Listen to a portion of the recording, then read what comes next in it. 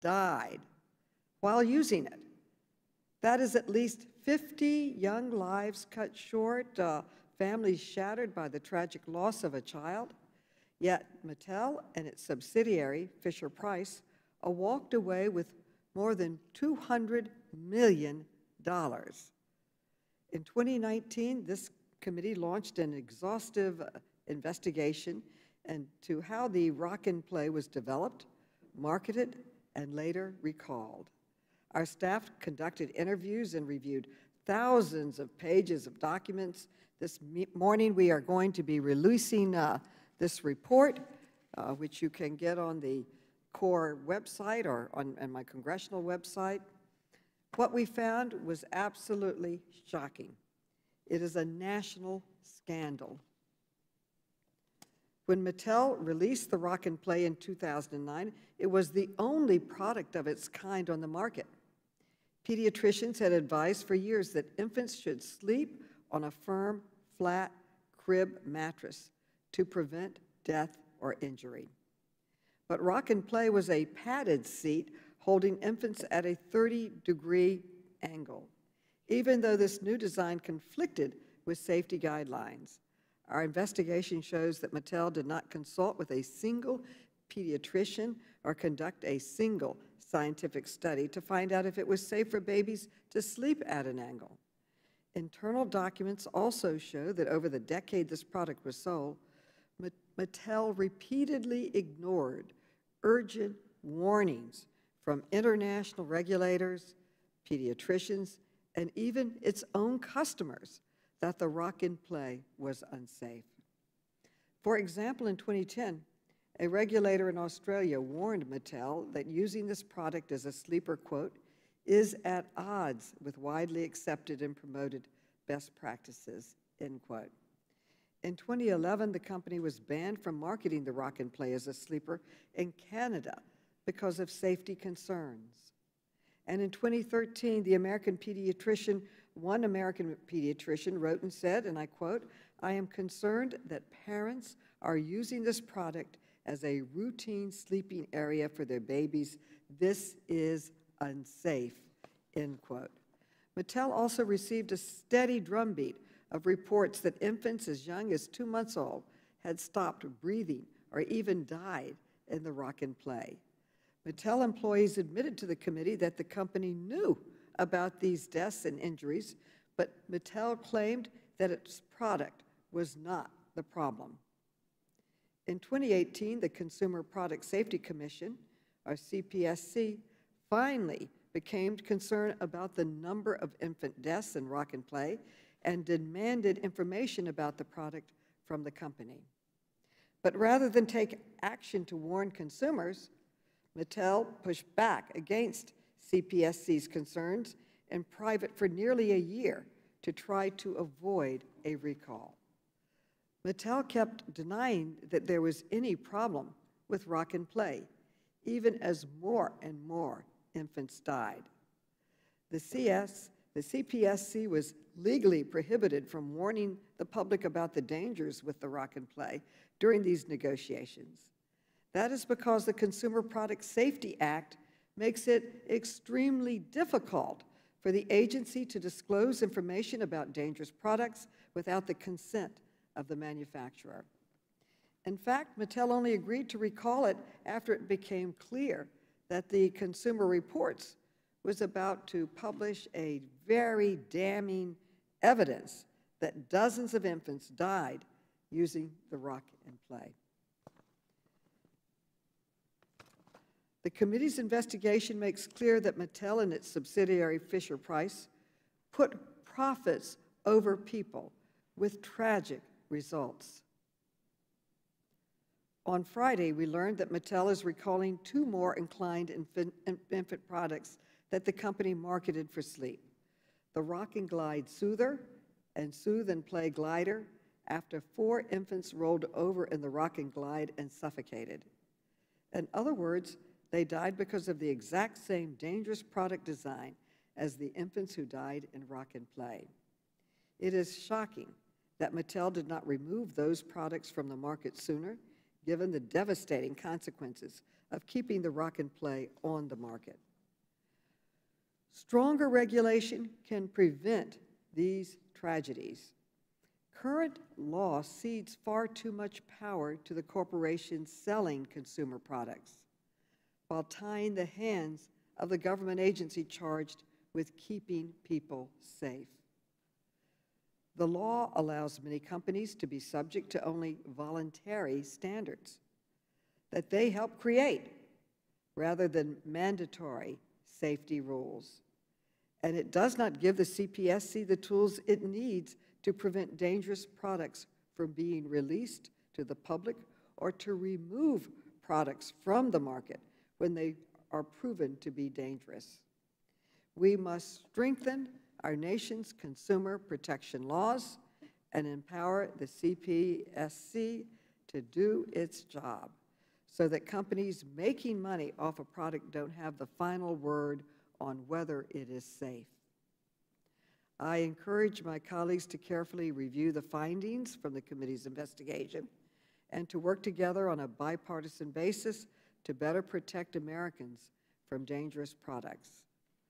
I want to close by playing video statements from two parents who want to share their experience about their terrible, immeasurable loss. The video.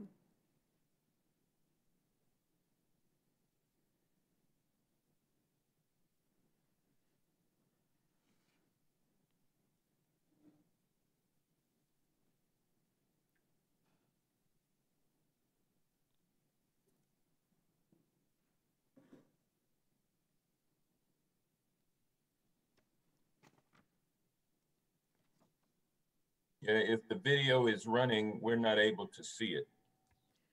Well, we haven't seen it here either. There seems to be a technical problem. Are they correcting it? They are fixing the technical problem right now.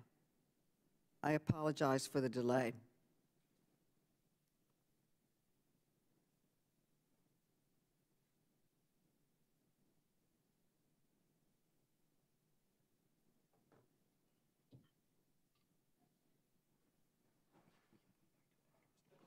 We can come back to it after Mr. Cloud speaks. I now recognize Mr. Cloud for an opening statement. Mr. Cloud.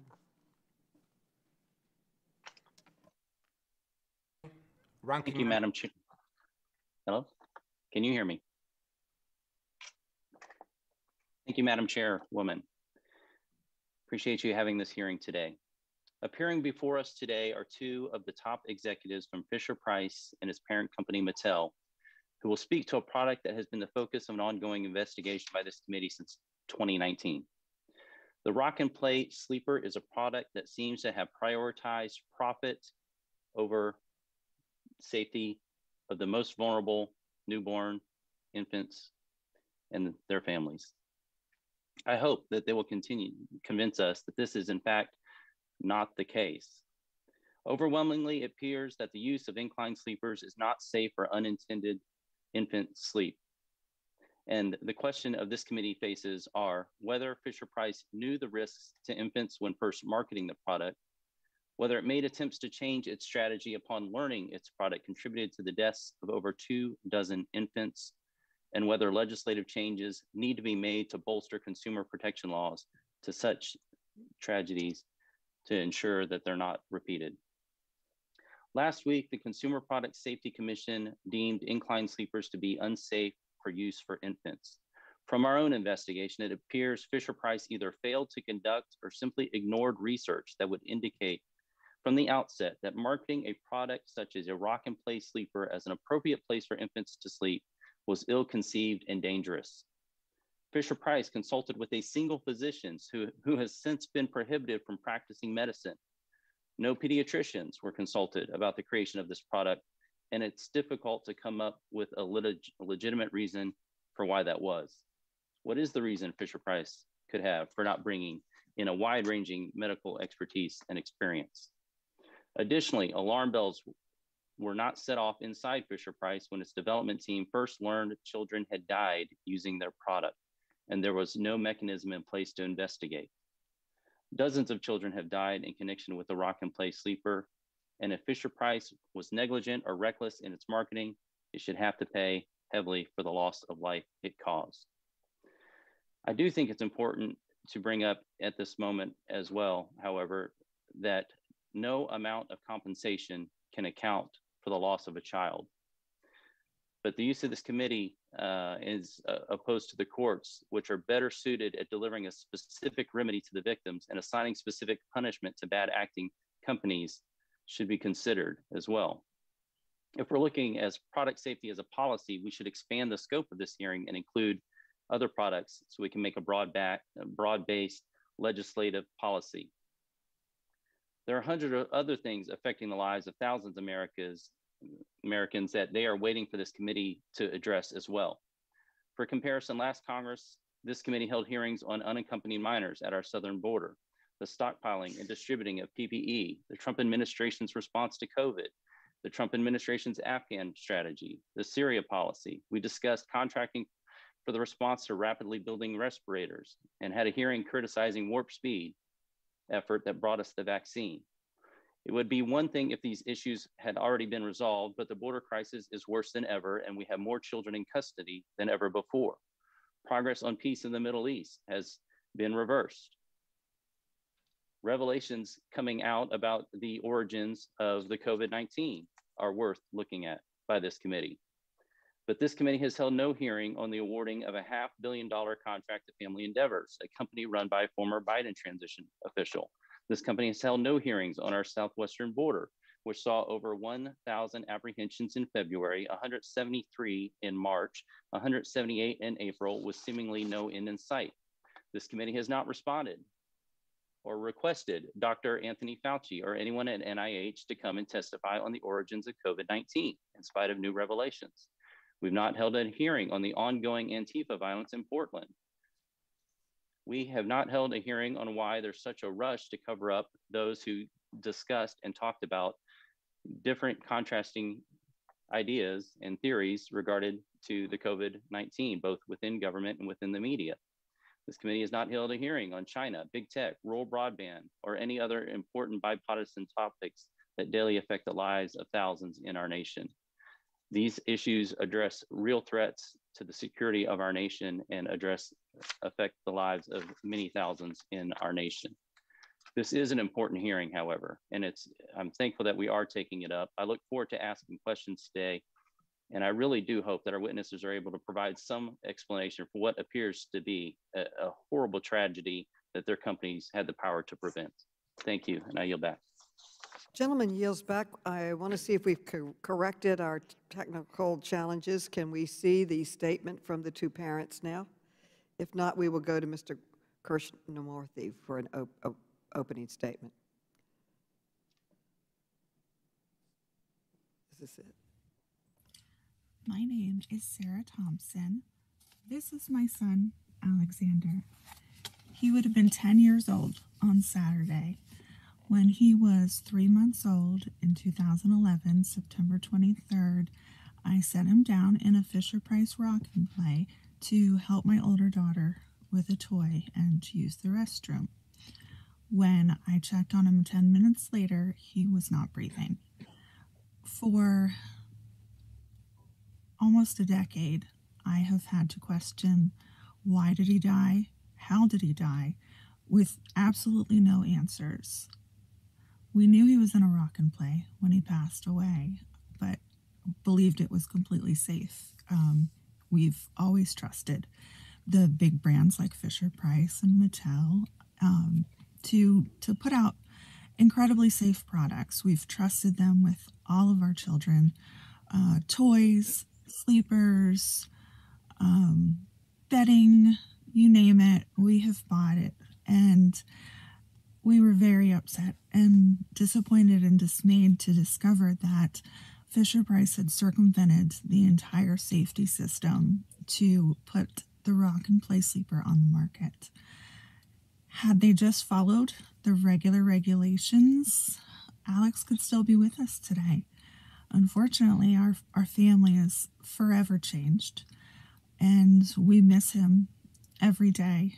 We have 2 younger children who constantly ask about their older brother in heaven, and it's a hard subject to discuss. I'm glad these products will no longer be marketed for sleep. We purchased it specifically for sleep because everyone had raved about it and their babies were sleeping wonderfully. And we had hoped for the same thing for Alex, and he did fabulous in it until the day he stopped breathing. And unfortunately, now as a result, we feel like we can't trust any companies anymore without a high amount of doubt as to whether the products are actually truly safe and if they've been tested and vetted and proven. Hopefully, more babies and more parents don't have to live this hell that we and many other parents are going through right now. I implore you to please make it impossible for things like this to ever happen again. Thank you.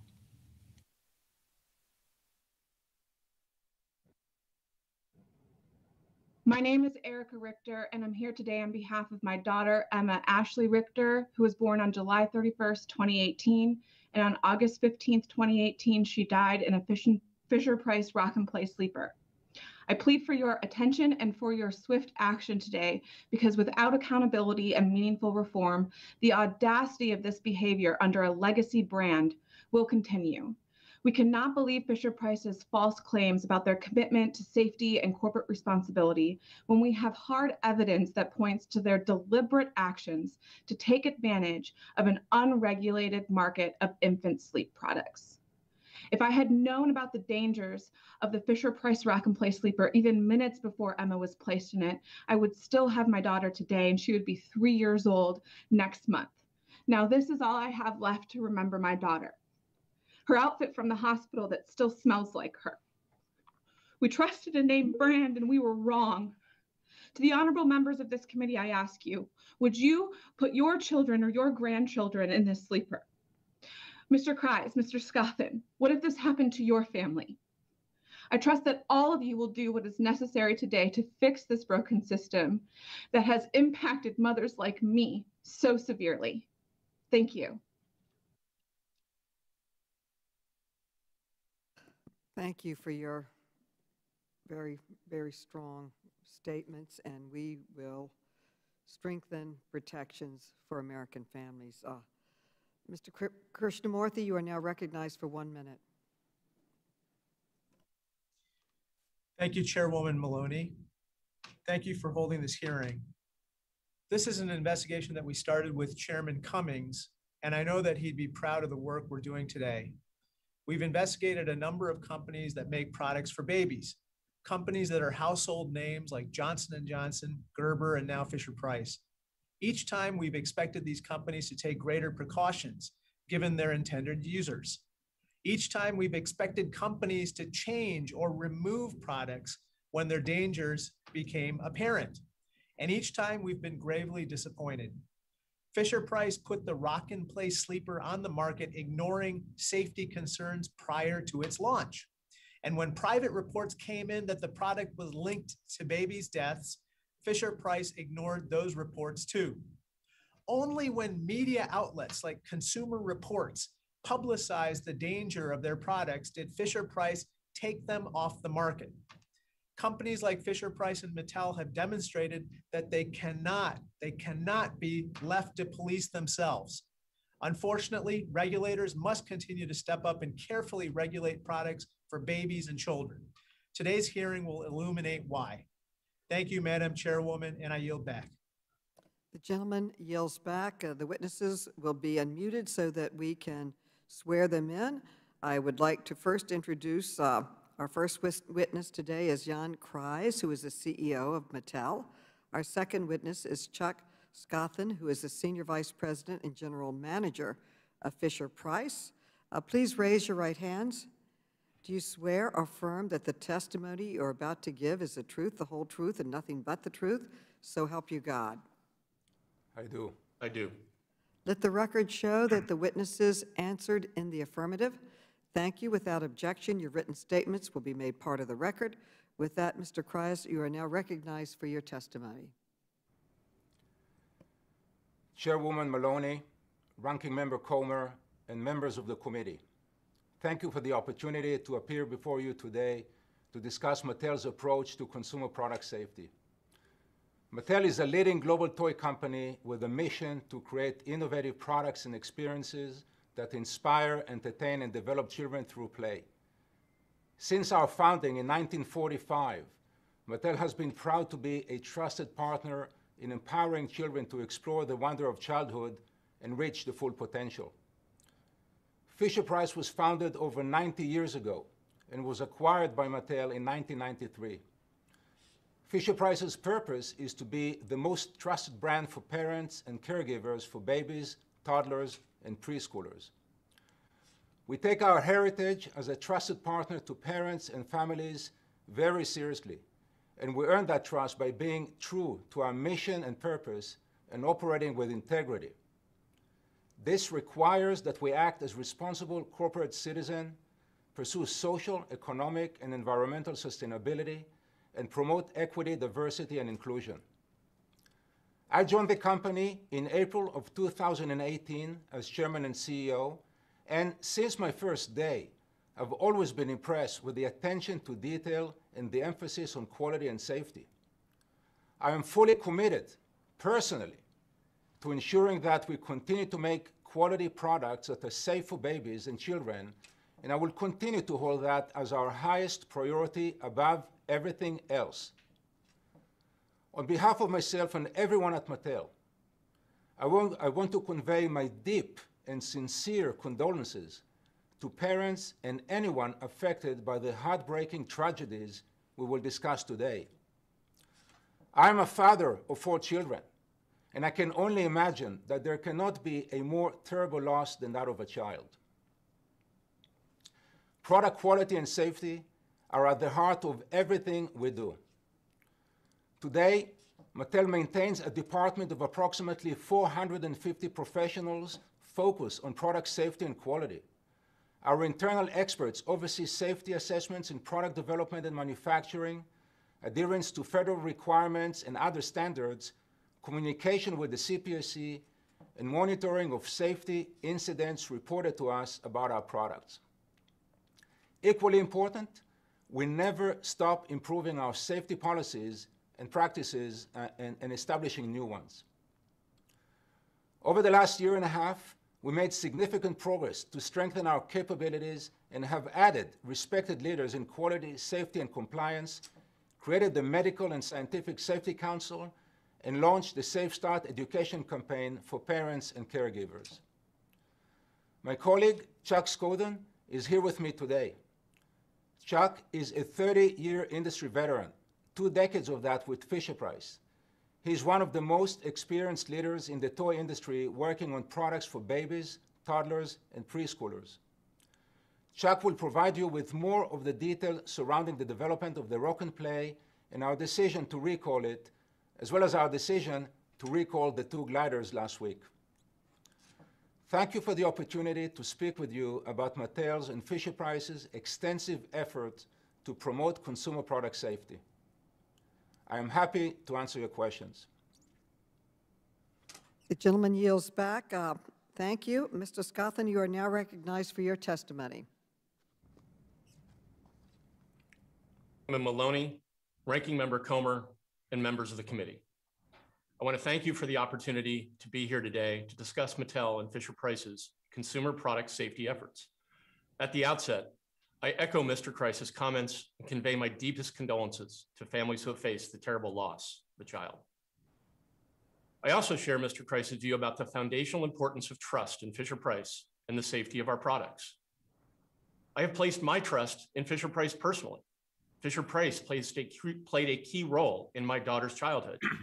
And until the Rock and Play recall, this item was the gift that I gave to friends and expecting parents. The Rock and Play was also used extensively by Fisher-Price employees and their families. I assure you that everyone at Fisher-Price believes that every product we offer is safe, and we do not and would never sell any product about which we thought otherwise. As a trusted partner to parents, we recognize that one of the most important parts of a baby's development is sleep. Newborns can sleep as much as 18 hours a day, while infants will normally sleep 12 to 15 hours each day in that first year. Recognizing that a baby can fall asleep almost anywhere, it is why there are products designed specifically for overnight, unsupervised sleep. The difference between products intended for sleep and those that are not is an important distinction and relates to the products that we're discussing today. The Rock and Play was designed, marketed, and sold as a product intended for sleep.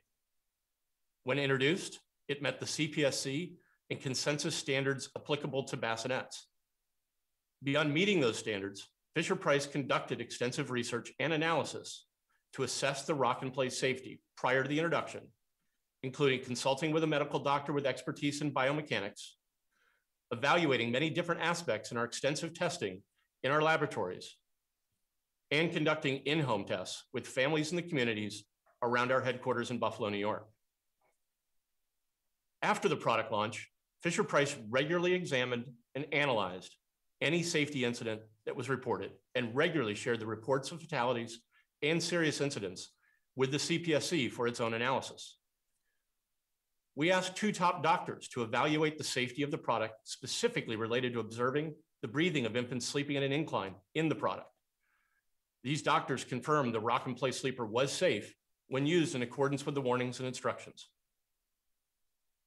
In 2018, we had extensive discussions with the CPSC about the Rock and Play and asked one of the top engineering firms to assess independently whether infants were at risk of rolling over when using the product.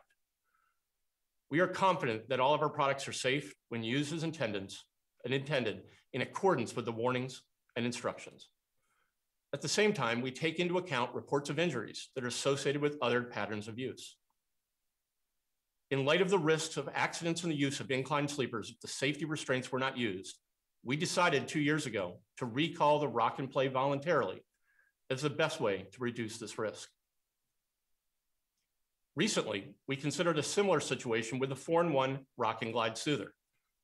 Although this is not a sleeping product, the data indicated a risk of accidents if the safety restraints were not used or children were left unsupervised.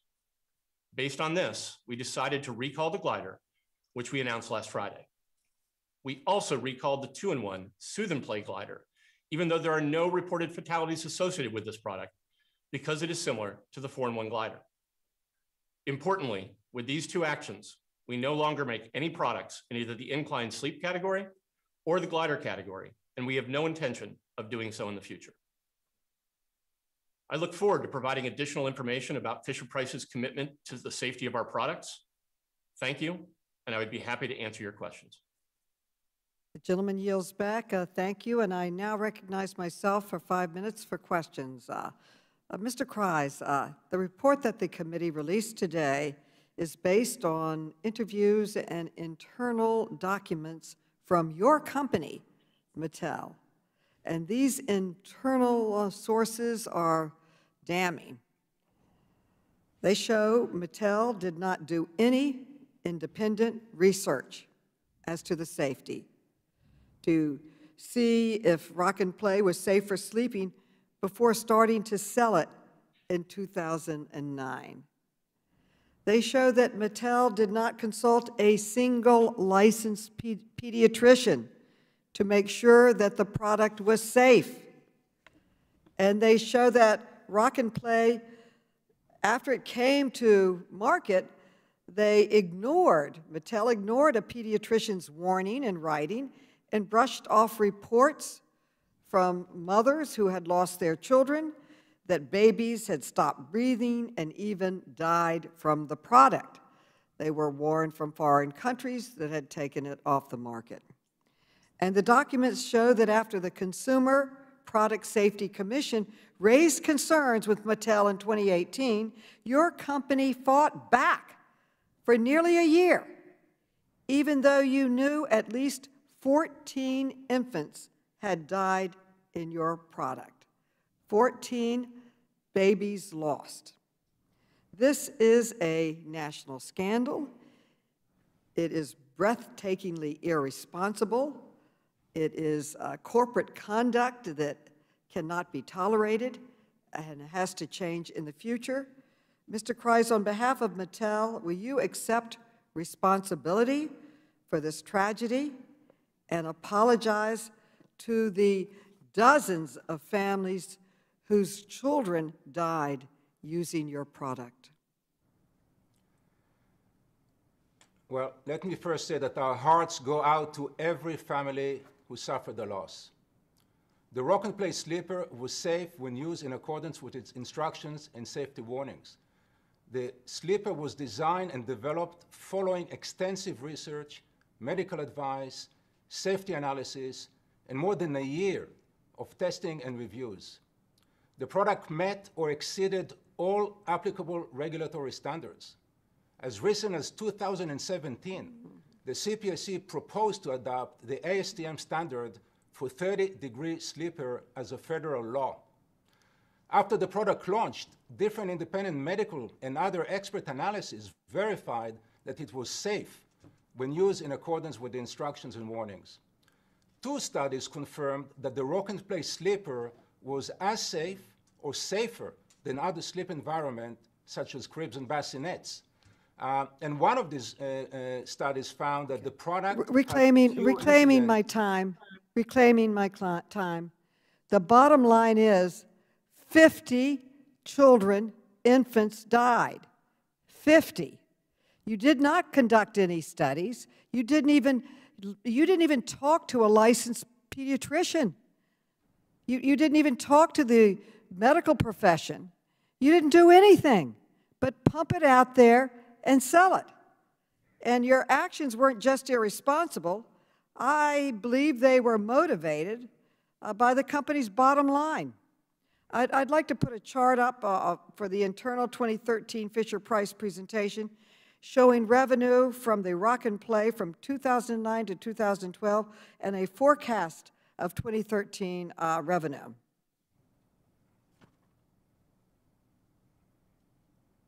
Can we put this up, the revenue projections? Well, we're seeming to have technical problems. In 2010, Rock and Play generated over $5 million in revenue. Just 3 years later, it was projected to generate over $26 million, an increase of more than 500%. Mr. Kreis, how much revenue did Mattel or Fisher-Price receive in total from Rock and Play from 2009 to 2019? Can you give us a number?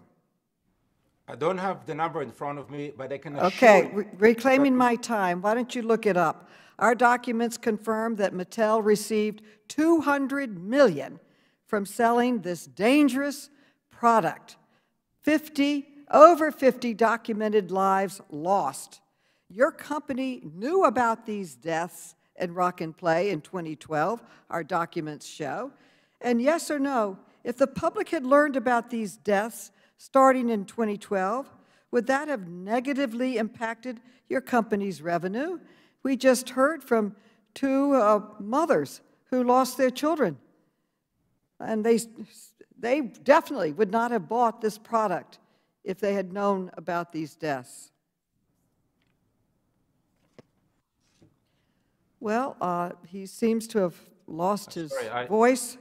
Mattel clearly had a financial incentive to keep this information under wraps, even if it meant dozens more babies might be injured or die. That is why the decision to disclose safety information to the public should not be in the hands of corporations. It should not. The government should be able to release this information. We intend to change the law to allow that to happen. We must strengthen the Consumer Product Safety Act to give the CPSC the tools it needs to protect consumers over profits. Thank you. I now recognize Mr. Cloud for 5 minutes. Mr. Cloud. Thank you, Chairwoman. Mr. Kreis, you became CEO in April of 2018, and the voluntary recall was just a year later in 2019. Is that correct? Correct. And were you involved in the decision to recall the Rock and Play or aware of it before it was announced? Yes, I was. What went into the decision to recall? By the time we decided to recall the product, it became apparent that there is a pattern of use where, based on the data that we collected, that the product was not used in accordance with the instructions and warnings. And although the accidents were rare and well below the national SIDS rate, we recalled the product in the best interest of the consumers and to avoid further additional incidents. Okay, previously though, there had been pushback from authorities in Canada, the UK, and Australia. Do you think aggressively, in retrospect, aggressively marketing the Rock and Play as a sleeper in the US was the right thing to do? We consult with all regulators in all jurisdictions and meet or exceed every standard. In the US, the product was approved. We met, or rather we met all standards, all applicable standards. And with that, we did everything we believe in the best interest of consumers. We will never, never compromise the safety of consumers above profits or any financial consideration. Consumer safety and product quality is by far the highest priority for Mattel, and we're very committed to that. This is part of our DNA, and we will continue to withhold that, hopefully for the many next generations. You mentioned a lot of research went into the product development and consulting with physicians.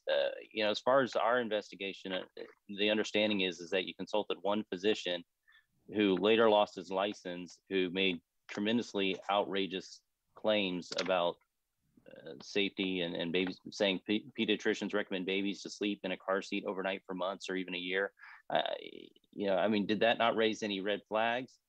Do we have wrong information here? Why was only this one physician who seemed kind of outside of the box of mainstream medical thought the only one advising? Well, we did consult a medical doctor with expertise in biomechanics and who was board certified in family medicine, which included pediatrics. At the time when we consulted with him, he gave us good advice and we relied on his position. Later, what you described came to light, and it's fair to say we would not use him if we knew of these findings.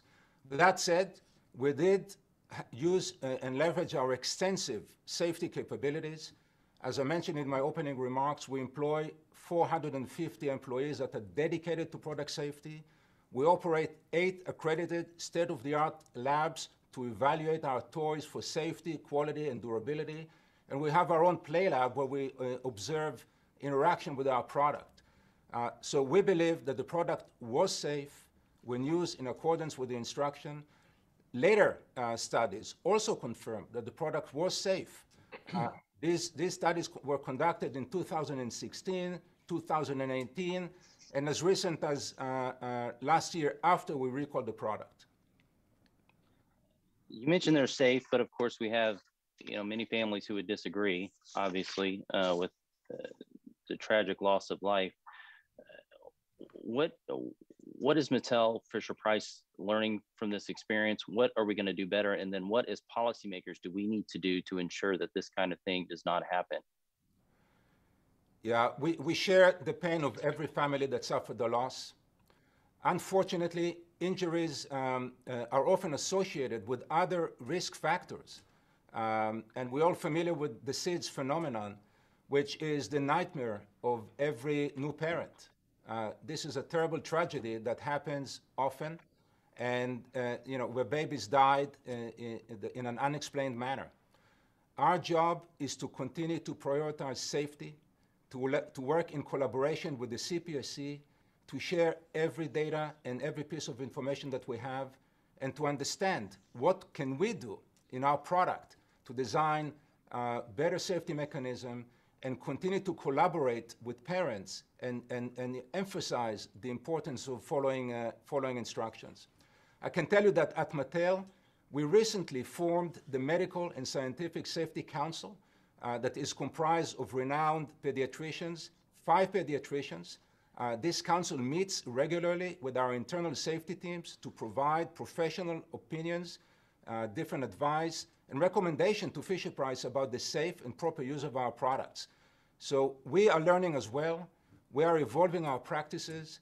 We will never stop improving what we can do, and prioritize and make sure that our products are held at the highest standard in terms of safety and quality.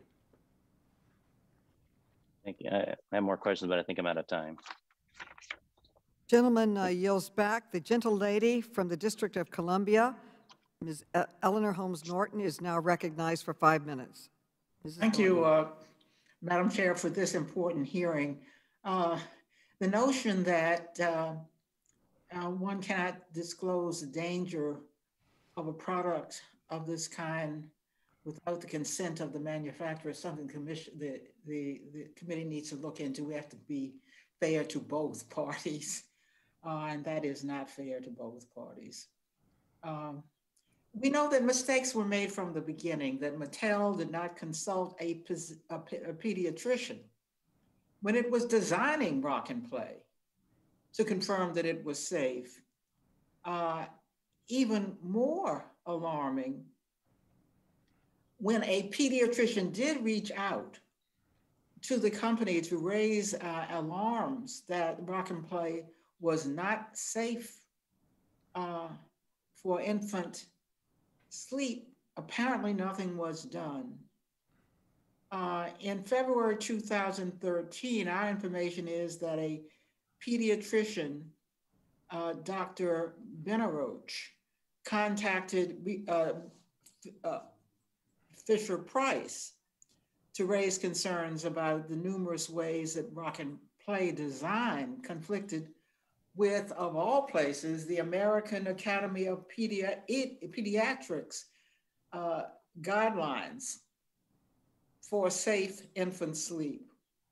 Now, this was after the company had already received a report from a parent, perhaps like the parents we heard from this morning, whose baby had stopped breathing while in the Rock and Play. Company documents show that Mattel ignored Dr. Benaroch's warning. In fact, Dr. Benaroch requested to speak to Mattel's senior director of product safety, but the company declined to make her available.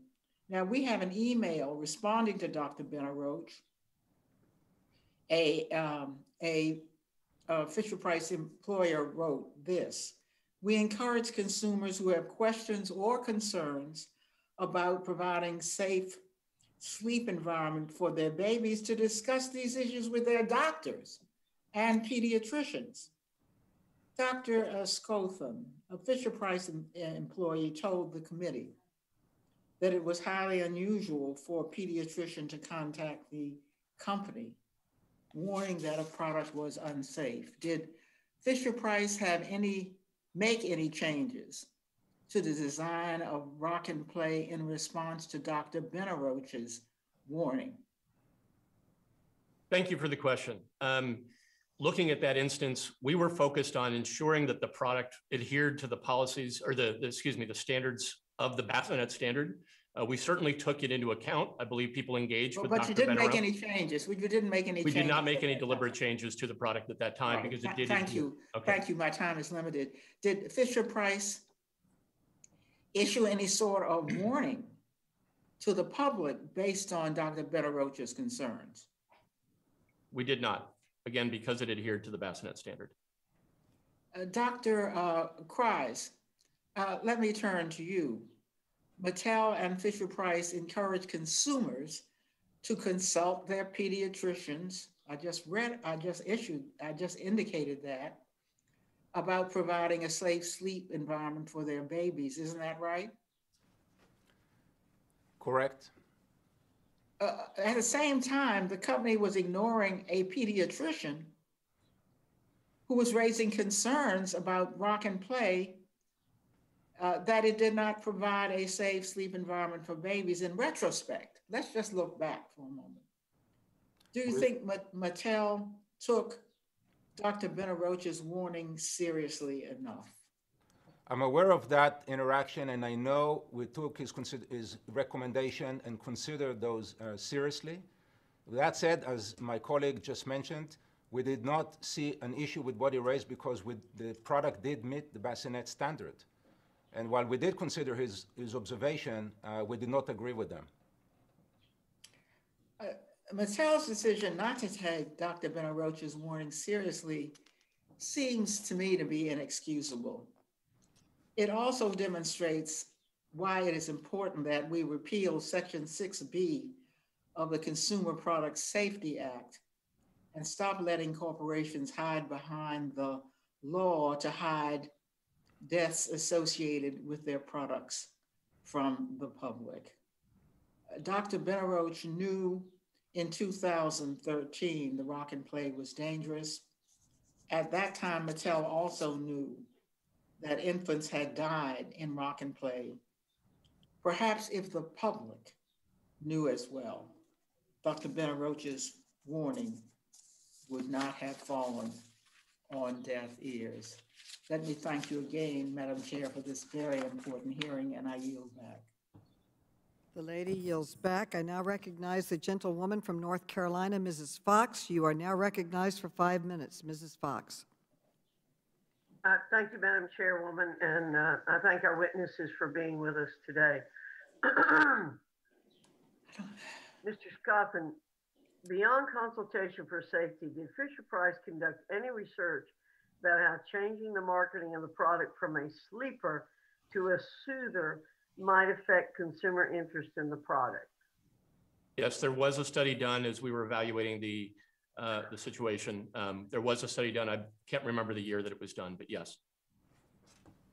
Okay, what's the difference between a sleeper and a soother besides marketing? So again, what that speaks to is very much what I said in my opening statement, which is there's products that are designed for long-term overnight sleep, where a child may be left unattended or the parent may be sleeping. And then there are other products which would be intended for a place where you can place a child. They may fall asleep or nap or fall asleep quickly, but they're usually right next to the parent or very close to the parent. So the distinction between a soother and a sleeper would be the application or the use. Given that we had designed the rock and play sleeper for overnight sleep, we're designing it to adhere to the bassinet standard. That was really our focus as we were trying to look at designing the product to the standard that met the safe bassinet standard. Thank you. What role does marketing play in how a consumer uses a product? Well, the marketing of a product is really intended to focus on, for parents, the intended use.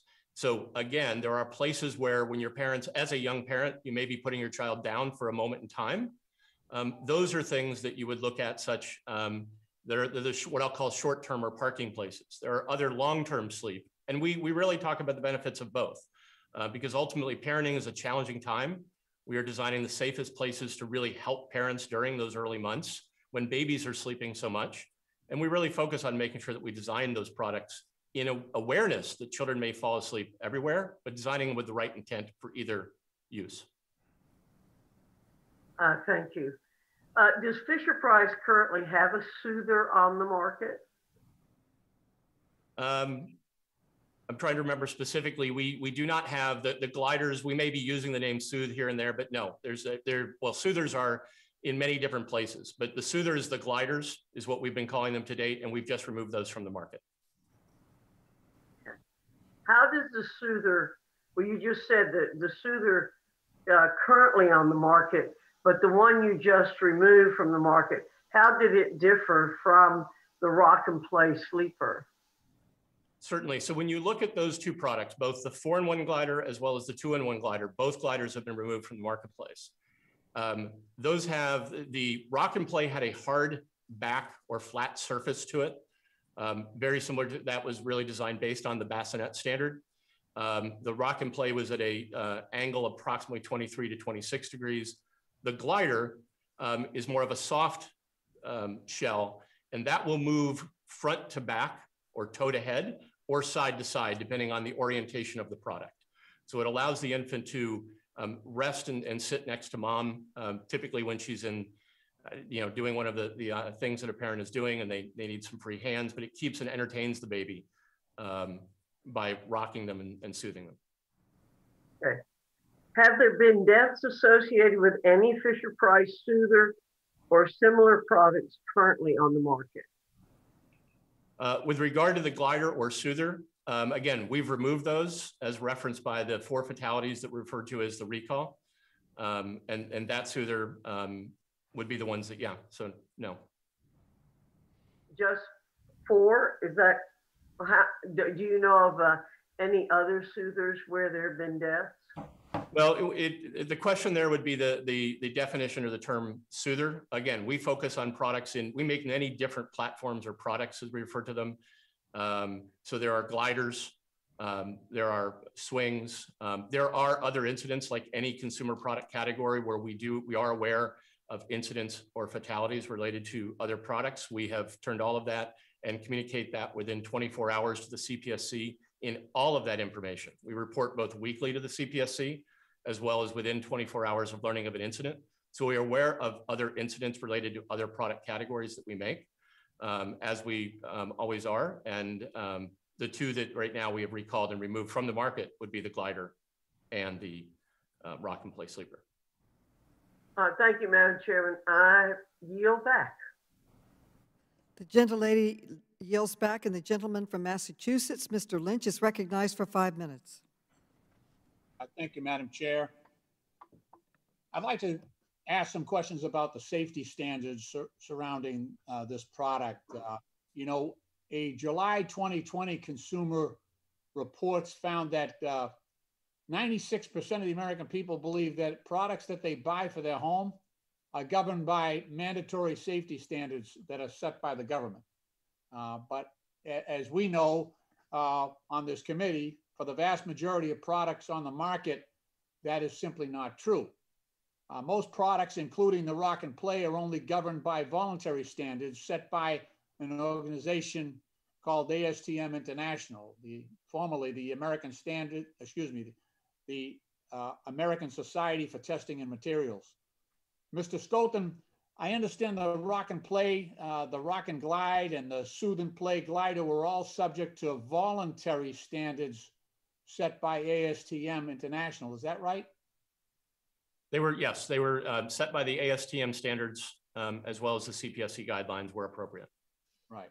And ASTM is comprised of, and again, I hate to use acronyms, but the American Society for Testing and Material International is comprised of a bunch of different groups and individuals, including product manufacturers like yourselves, testing labs, some consumer advocates and others.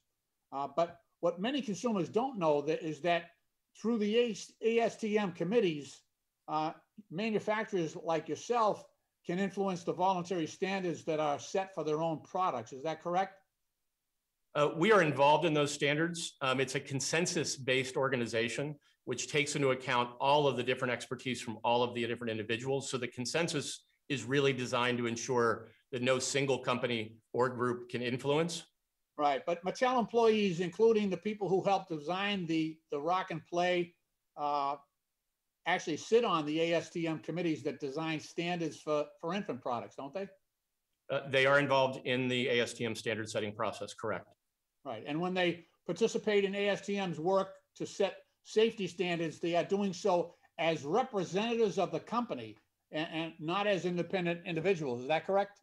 Well, they are representatives of the company, but typically their roles are to facilitate the process, to focus on getting the groups together, to aggregating and putting all the information together and coming back with consensus points of view. Again, as a consensus process, the role that is played is a bit more around process. But again, the focus is always around making the safest product, to delivering and being on the safest standards to make sure that we keep the consumer safe. But you're a business, right? I mean, look, let's take the average price of one of these rock and plays.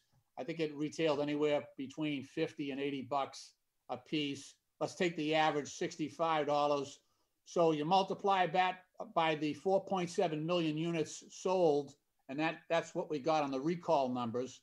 4.7 million units, 65 bucks. That's over $300 million. So you have an employee sitting on the standards committee, and there's a tremendous financial incentive for that individual to work on your behalf in setting the voluntary standards. Isn't that correct? Well, I would differ slightly, but yes, I understand the view. But what I would say is this: the safety team, these individuals that are on our 450 safety and quality team members, do not actually report into myself or the business. We keep those separate. So while I'm aware of what they're doing, we try to keep them as independent as possible to ensure that they're looking through the best ones. Come on, wouldn't it be easier? Wouldn't it be better? Wouldn't it be more credible if we had, you know, just objective, when we had people from companies that were not, you know, incentivized to support a standard that made a lot of money for the companies they work for? I mean, don't you see a conflict there? I mean, I do. It's glaring to me that the people who designed the Rock and Play are sitting on a board to establish the voluntary standards for safety for these families, for these kids. I understand those individuals obviously come with a significant amount of information and awareness, both background and current. The ASTM, as I understand it, is open to many people contributing. That's why the CPSC is there. That's why child advocacy groups are there, and as a consensus standard but you also process. You also have testing firms that also stand to make a lot of money if they have a good relationship with you, the manufacturer. Isn't that correct? Again, I'm not close to the relationships, but I understand the point. Yeah, okay. Madam Chair, my time has expired. I yield back. The gentleman yields back. The gentleman from Wisconsin, Mr. Grossman, is recognized for 5 minutes. Mr. Grossman. Thank you much. I just do want to briefly follow up on what Congressman Cloud said. I really wish this committee would have a hearing on the COVID. We haven't had one in a long time. I think the failure to push ivermectin, failure to push vitamin D has resulted in tens of thousands of excess deaths. And I'm just begging the chairman to hold a hearing on that. Now, with regard to the witnesses we have here, could one of you explain to me how the children died in this? Were they suffocated? Was it, just give me a general, when I look at it, how did the children die? Congressman, I will take that to start. Mr. Kreis can add as he may, but when you look at all of the incident data, and this was what we started back in 2010 up and through even 2000 in the time of the recall, we were consistently looking at every individual accident, both individually and collectively. There are many contributing factors to this. Right. And throughout that process, we were not— Did the child tip? Yeah. How did they die? Did they tip over? Did they suffocate? Was it their head went forward? What happened? Again, in many instances, we continue to investigate, and we're investigating those. There was no single cause that we could find. There were theories around questions around things like the rate of incline, and we did research around that to determine the breathing and whether there was any impact on that, which we did not see. There were questions of rollover as related to the product. We did studies with Exponent on that, a world-renowned firm who could not show us the rollover incident when used properly. So as we continue to go through it, there was no pattern, and the data did not suggest a product attribution issue. There were different reasons. Even used improperly. What could I do to use it improperly that would cause a child to die? Well, when we speak to that, the intent is to suggest to make sure that you use the restraint systems. The restraint systems are intended to ensure that a child would not roll over. It is both on the product itself. Did the child that passed away, did they roll over? Again, we don't have data that suggested rollover. There were concerns on that. The data typically would show us, the difference between statements and medical examiner reports. We could not find incidents where a child rolled over when using the restraint. Well, not getting far here. Some of the notes we have here indicate that most of the children who died early on, during the 10-year period or whatever was on the market. Is that accurate? It's hard to specifically state a window. What I would look. You don't know when the children died, even? You must know that. with regard to, the incidents themselves, I'm sorry, sir, what? You don't know. You don't know whether the children primarily died in 1909, 1910, or 1918, 1919. I'm sorry, the pattern, and I misunderstood the question, so I apologize for that. The incident rate up until approximately February, we were aware of approximately 14 in 2018. We were aware of 14 incidents through 2018. That is when we filed the 15B report with the CPSC. Throughout the course of those previous years, we were notifying the CPSC upon learning of any incident immediately. Okay, so go ahead. How many children have died totally in this toy or whatever? How many total died? Today, we are aware of approximately, I believe the number is currently 97. Although those numbers change, as we are also finding that some of the products that have been attributed to the Rock and Play were not Fisher-Price or Incline sleep. So the data, one of the things, sir, and it's why it's making it more difficult, is typically when we find incident report, the data is very inconsistent. It is sometimes inaccurate or incorrect. That is why we investigate things individually. And that is what we continue to learn. Sorry, they only give us 5 minutes here. Is 97, is that for all over the world or just the United States? I believe that is a US number. Okay, so it could be significantly more. How many other countries was this marketed in? I'd have to get back to you specifically on that. And by the way, I believe that actually is a worldwide number. I apologize for the Zoom thing. I apologize, but it was a worldwide number. Okay, finally, it says here, Canada banned this in 2011. You have any other toys out there right now that Canada's banned, but you're still selling in the US? No, I don't believe so, no. Okay, it seems a little unusual. So it was banned in Australia or came down on it in 2010 in Canada in 2011, and for another 9 to 10 years, you just kept going. Is that unusual? That it's banned in one country, but you keep selling it here? Our focus is on making sure that the products adhere to the regulatory standards of each regulation or country. So where this did, in the US, it was consistent with the ASTM bassinet standard, so we sold it here. There were other markets where they did not have a bassinet standard that met that, and we adhered to those policies as well. So we always followed the local market standards as we did here. Okay, thank you for the additional time. The gentleman yields back, and I did want to respond to his statement that the committee has not had enough hearings on COVID. We have a subcommittee that is dedicated totally to looking at the COVID crisis. We have had Dr. Fauci twice before this committee. And at our last hearing, which was roughly 2.5 weeks ago, we looked at a $260 million contract, $600 million contract to a company that was not able to produce a single shot in the arm yet to help vaccinate people in our country because of management problems. But I appreciate his concern. I now call upon the gentleman from the great state of Virginia, Mr. Conley.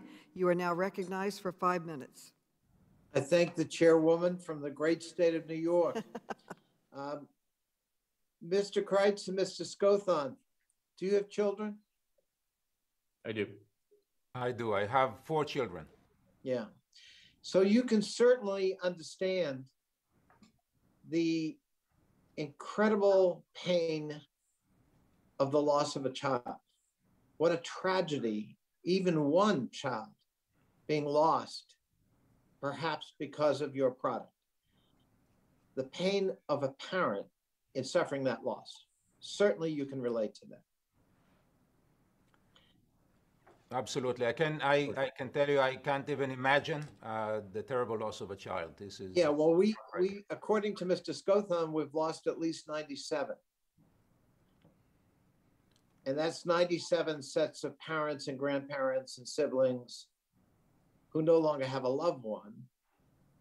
They relied on you, and maybe, as Mr. Lynch suggests, they believed falsely that a product wouldn't come to market without it having been certified as safe by the Consumer Product Safety Commission, which of course actually under the law doesn't really do that. It can look at a product after it comes on the market, but not before it comes on the market. That's really your job. Mr. Kreitz, you talked about having 450 product safety personnel. You talked about a committee, a review committee. You talked about consulting parents and other professionals.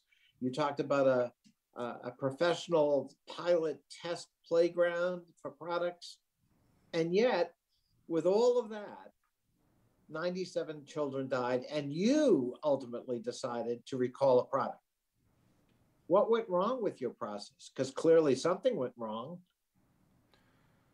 Well, as I said in my opening remarks and along the different conversations today, we believe the sleeper, the rock and play sleeper, was safe when used in accordance with the instructions and safety warnings. At no point we had any reason to believe Mr. Kreitz, excuse me because of time. Excuse me for interrupting. Okay, we'll stipulate you say you believed it was safe, but there were warning signs. Our investigation shows that one of your own product safety executives urged more study because he thought there were inherent dangers with the product. And as we just heard, in 2011, Canada banned this product. How many warning signs were required? Well, before you decide, you know what, the better side of safety really prevails, and we're gonna pull back that product so that there aren't more losses of lives. We shared every information with the CPNC beyond the requirements of the Consumer Product Safety Act. We conducted multiple studies and surveys.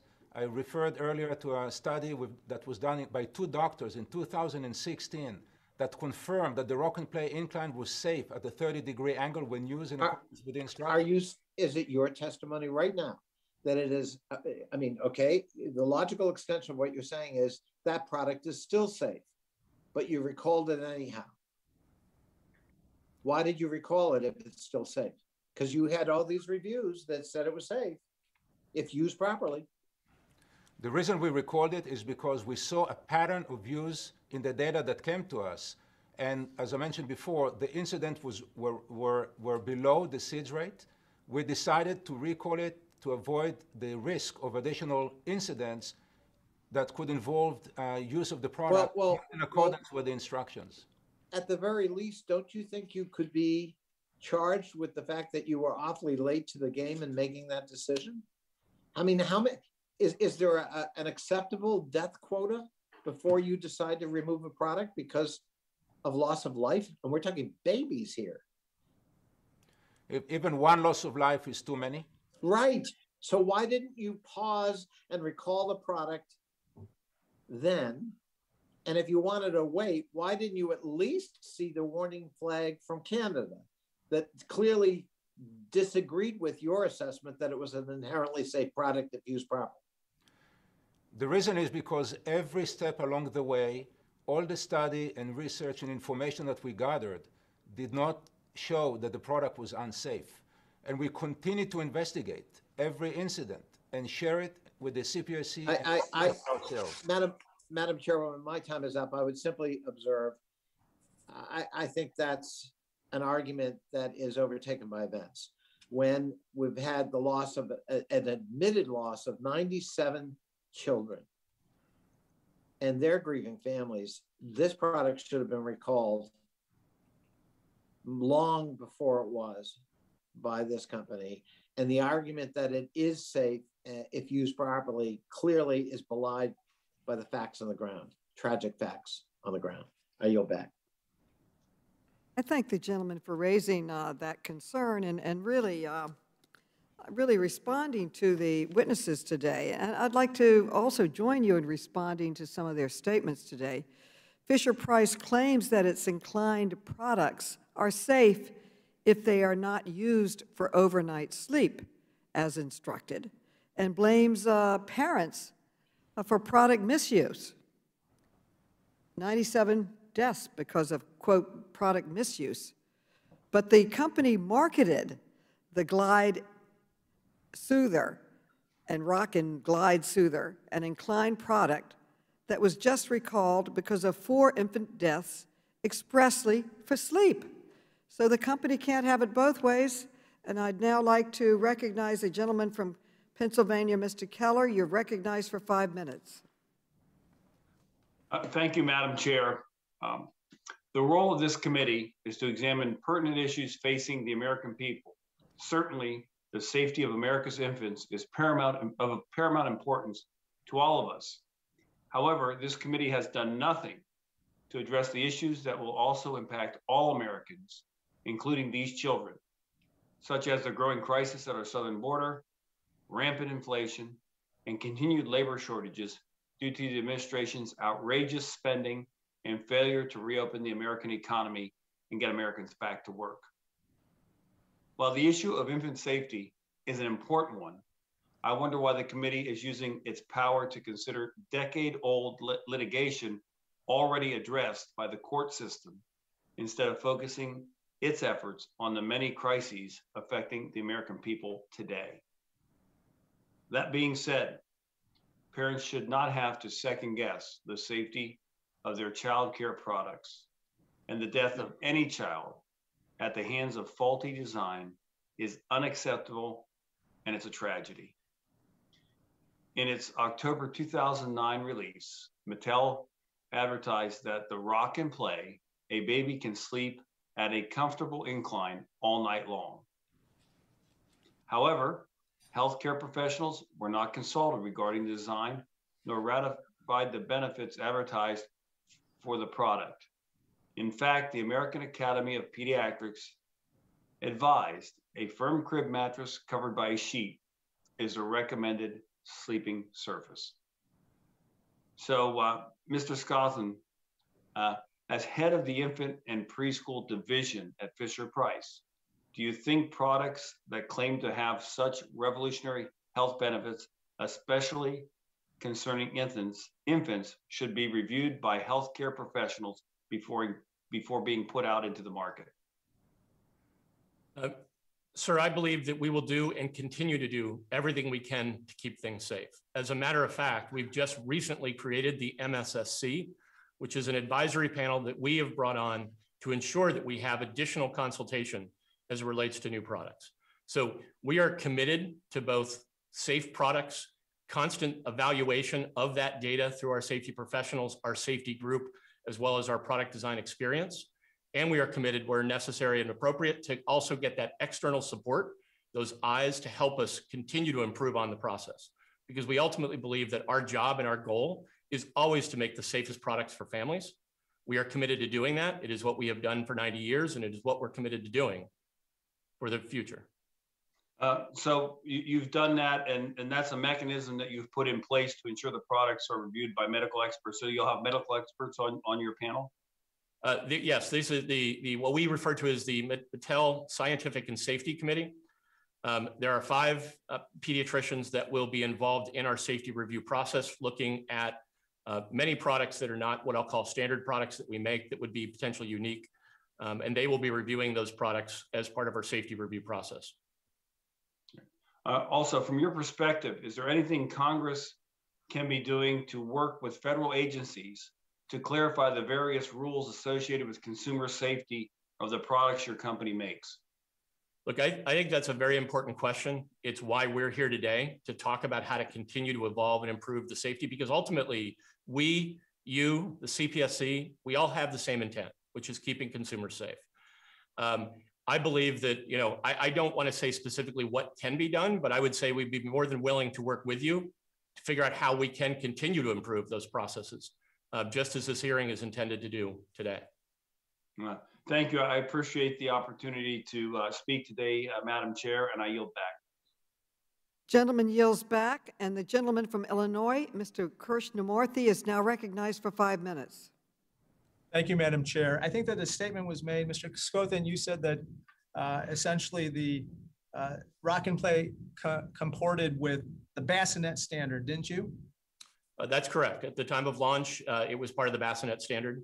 And I'm looking at the CPSC website right now, and the final rule clearly states that the standard limits the allowable angle to 10 degrees incline. So your Rock and Play absolutely did not comport with the bassinet final rule. Mr. Scothen, the Rock and Play is an incline sleeper, isn't it? Yes, it is an incline sleeper. And the baby would sleep at an incline, not flat on its back, correct? It was at an incline, but the back of the seat was flat, not curved. So no, yes. But it was not horizontal flat, correct? That was is at correct. An incline. Okay, good. Correct. And you said Rock and Play was introduced in 2009, correct? That is correct. In 2005, 4 years before the Rock and Play was introduced, the American Academy of Pediatrics, in guidelines on preventing SIDS, you probably can't see it, but basically it says new guidelines on preventing SIDS, said infants should be placed for sleep in a quote unquote supine position, wholly on the back for every sleep. I didn't know what supine meant. I looked it up in a medical dictionary. It means, quote, lying flat on your back, looking up. So it looks like you ignored the American Academy of Pediatrics recommendation that basically babies sleep flat on their back as opposed to an incline. Now, let's go to 2010. Foreign authorities recognized similar problems. When you sought to sell the Rock and Play in Australia, the Australian authorities wrote back in an email in June 18, 2010, that the sleeper was at odds. Your sleeper was at odds with widely accepted and promoted best practices, that these types of products should not be used as an infant bedding alternative. You don't dispute they wrote you that in 2010, correct? I do not dispute that, no. And in 2011, the UK Royal College of Midwives told you that, quote, it would not endorse the product as a sleeper because it would only be suitable for short periods of supervised wakefulness. Then that same year in 2011, the Canadian regulators sent you negative signals too. They said the product could only be sold as a quote unquote soothing seat, which, as you explained earlier in your testimony to Mrs. Fox, is something that cannot be used as a sleeper. And in 2011, the Rock and Play was withdrawn from the Canadian market as well as a sleeper, correct? That's correct. Once again, we always adhere to. Now let's just go to the tape. So in 2010, Australia rejects it as a sleeper. 2011, UK groups reject it as a sleeper. In 2011, Canadian regulators reject it as a sleeper. But you kept selling in the US. Now, can you please bring up core staff, the 2018 presentation, Fisher-Price presentation? Okay, what we're looking at here is market research that you did in 2018. There's a little typo at the top, should be 2018.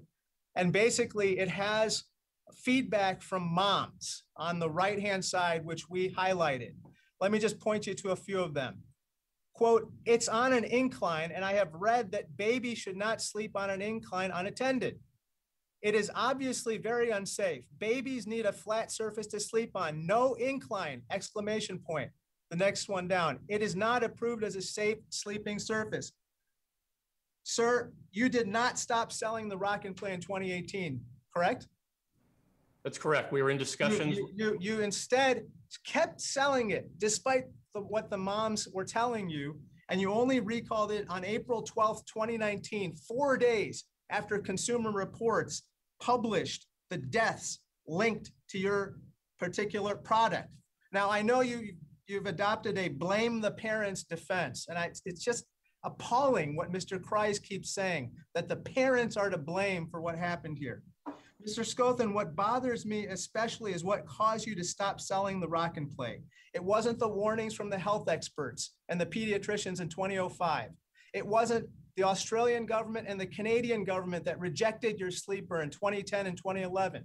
It wasn't the moms who complain about the safety of your sleeper in 2018. It wasn't even the deaths, the 97 deaths associated with your Rock and Play sleeper. No, it wasn't any of that. Instead, what it was is Consumer Reports publishing a report about the deaths. You only acted because you got caught red-handed, knowingly selling a dangerous product. Sir, integrity is what you are when no one's looking, and this episode demonstrates a shocking, shocking lack of corporate integrity. I yield back.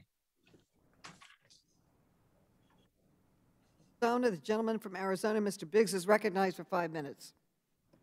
I thank the chair for allowing me to take my 5 minutes. Thank the witnesses for being here. Appreciate this hearing today. I don't defend the company's actions in any way, and I also am concerned.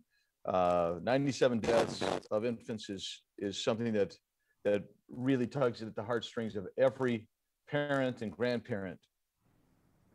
But I want to read to you a letter that I wrote to you, Madam Chair. It was written about 15 hours ago now. Dear Chairwoman Maloney, today the House Committee on Oversight and Reform will hold a hearing for which committee members, and maybe not all committee members, certainly I felt this way, are woefully unprepared. If you have a serious expectation that committee members will be able to discuss the topic and learn from the witnesses, you should reschedule the hearing until a later date. Why? Because on Friday, May 28, 2021, the committee gave notice of this hearing titled, quote, Sleeping Danger, the Rock and Play and Failures in Infant Product Safety, close quote. According to your published guidance, the committee, quote, launched an investigation into the safety and regulation of Fisher-Price's Rock and Play and other infant inclined sleep products, close quote, in August 2019. And the purpose of this hearing, as you stated in your guidance, is to, quote, examine findings from the committee's investigation, close quote.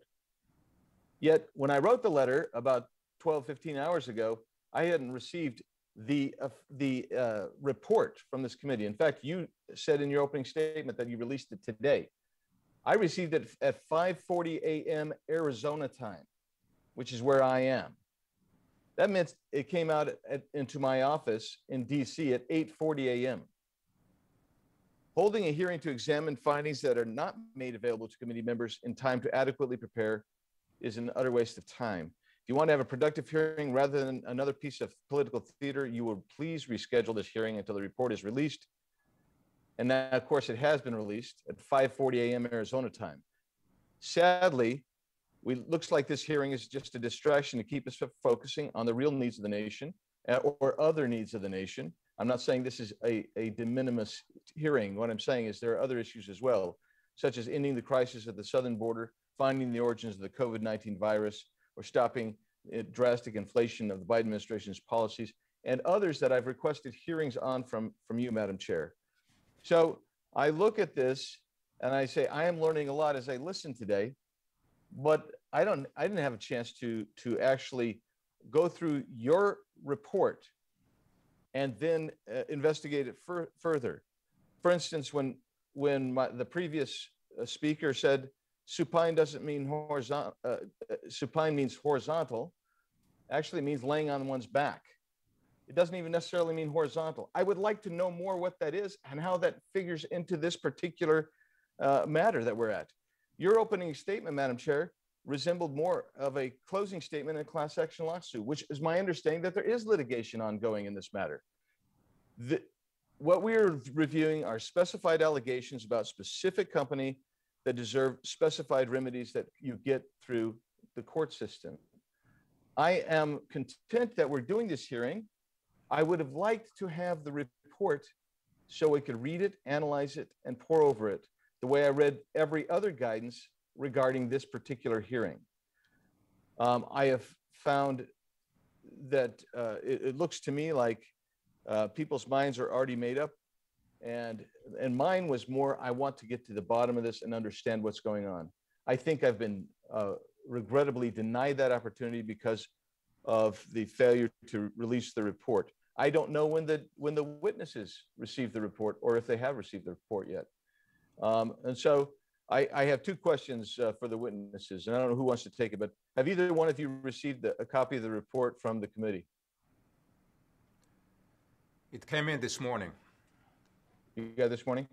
Did you have a chance to review it and include and prepare based on what you saw in preparation for this hearing?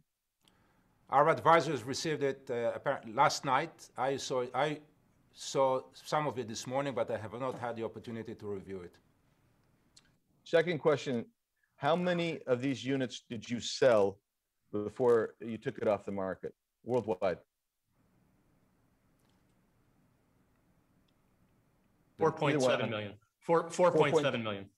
4.7 million. Were there any other incidents reported besides the reported deaths?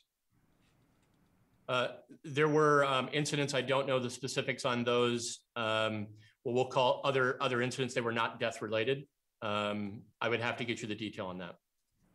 I wish you would, and I thank the Madam Chair for the time. Appreciate it. I thank the gentleman for raising your concerns, and I recognize myself to respond.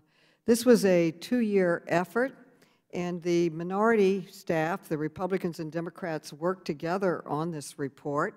For every single interview, staff members from both the Republican and Democratic side were present. And the text of the report was a bipartisan one in which they both cooperated. It's true that the report was just released this morning to Democrats and Republicans at the same time. Mr. Comer and I got it roughly 2 days before that. And the hearing really is on the subject matter, just not on the report itself, but on the subject matter of this hearing. And I would say that your colleagues, our colleagues on both sides of the aisle are asking very thoughtful and pointed questions just based on that. But if you're concerned that you did not have appropriate time to prepare, we could have another meeting or another hearing on this at a later time that's convenient for you and for which you feel you can have more time to respond. This is a very, very serious matter, the loss of a child. It could have been prevented if these products had been tested and taken off the market when they were aware that children were dying. We are working on legislation to give more teeth to the CPSC so that they can enforce safety standards going forward. We look forward to working with you and your colleagues in a bipartisan way on this legislation to make sure that this never happens again. And I look forward to working with you in the future. I yield back. Madam Chair, would you yield? Yes, I yield. Thank you, Madam Chair. I would only say that the reason that it was vexing for me is because I haven't been on this committee until January of this year, number one.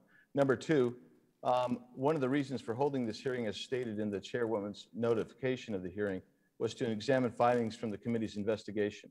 That report is, I assume, the findings of the committee's investigation. That's why it was so imperative, and I would have liked to have more time. And I appreciate it, and I'll yield back. We'll be delighted to give you more time and have another hearing if you so wish. I'll now recognize Mr. Raskin. You're now recognized for 5 minutes. Madam Chair, thank you very much for calling this important hearing. And if you're being accused of acting like a lawyer for 97 American families who lost a child to this product, then that's nothing for you to be ashamed of. I'd much rather be accused of being a lawyer for those families than acting as a pro bono counsel for this corporation. Mr. Kreitz, I want to ask you, we're looking at this nightmare of 97 families who lost an infant in using your product. And you've said repeatedly that the product's safe when used with its instructions and its warnings. And when you say that, I hear you to be blaming the parents for what went wrong. What did the parents do wrong that caused the deaths of their own children? Well, we absolutely do not blame the parents. This is not the parents' fault. I never said it, and we don't believe it's the parents' fault. It is about using the product in line with the instructions and safety warnings. And there are different reasons or different causes that could have brought terrible losses and terrible accidents. I mentioned earlier the phenomenon of SIDS, which is one situation where young babies die suddenly in an unexpected manner. This is a nightmare for every young parent. In addition, in some cases, babies were not strapped, and that is an important part of the safety and warning instructions. So we feel it is our continuous commitment to work with parents and okay, Mr. Kreitz, I'm going to reclaim my time here because we're limited. Last week we learned that Fisher-Price is recalling 2 more Incline products that you had marketed for sleep. 4 infants died in one of the products, the Rock and Glide Soother. The announcement came 2 days after the CPSC passed a new rule banning all Incline sleep products because they're unsafe for children. I'd like to enter into the record a letter that the committee received from Consumer Reports dated June the 4th, 2021. Consumer Reports wrote that in November of 2019, it sent a letter to you, Mr. Kreis, urging Mattel to stop selling all Incline products marketed for sleep and to immediately recall all Incline sleepers. The following week, Mr. Scothen, you wrote back stating that the company would not recall those products, including the Rock and Glide Soother, because, quote, it has not been marketed for overnight sleep. Mr. Kreis, how many infants had already died in the Rock and Glide Soother by the time Consumer Reports sent you this letter? Well, we are aware of 4 fatalities, all of those cases, unfortunately, were found, and this is according to the investigation report from the CPSC, in all 4 incidents, the infants were unrestrained and left for overnight or unsupervised sleep. Well, 2 of them died before the letter was sent to you by Consumer Reports, and then after you refused to recall the product, 2 more died. And we know, not just through scientific studies and data, but from the number of infants who've died in your company's Incline products, that it's not safe for infants to sleep at any Incline at any time, day or night. The report stated the Rock and Glide was not marketed for overnight sleep, but in the company's own marketing materials, the product was marketed for, quote, napping, and, quote, while your baby gets rocked to sleep. In Ms. Thompson's video that we watched at the start of the hearing, she said that she put her son Alexander in the rock and play for 10 minutes, and when she checked on him, he had stopped breathing and he had died. Does Fisher-Price now acknowledge that the length of an infant's sleep time is irrelevant if the sleep position is unsafe? Mr. Kreis, what is your answer to that? Well, let me first say that we did not know of any fatalities at the time of receiving the letter. We found of those cases, the first case we found in January of 2020. And well, the whole reason they sent you the letter was because of the fatalities. We were not. Do you believe the company was wrong not to recall the Rock and Glide earlier before we lost 2 more children? Well, every loss is a tragedy, and we continue to collaborate with the CPSC to understand what is behind those incidents. And we still believe that the glider was safe when used in accordance with instructions and safety. Do you have any other Incline products that are still being marketed for sleep, still on the market? No. You've taken them all off? Correct. Well, Madam Chair, I just want to say this company had overwhelming evidence that it was unsafe for babies to sleep at an Incline, even for short periods. They'd been told by a number of foreign countries, they'd been told by a number of doctors, they'd been warned by Consumer Reports, yet they chose to keep their Incline products marketed for sleep on the market. This demonstrates the absolute recklessness, at least, if not a deliberate defiance of the facts. And this is a terrible tragedy. And I hope that all of our colleagues, and I hope that these witnesses will recognize this is what government is for. We need regulation because these companies overwhelmingly put profit first. And that's the way that our system works. But we cannot entrust to these companies the safety of our children. This is why we need government. I yield back to you, Madam Chair. The gentleman yields back. The gentleman from Florida, Mr. Donalds, is recognized for 5 minutes. Mr. Donalds. Madam Chair. Who seeks recognition? Michael Cloud. Michael Cloud, you're now recognized.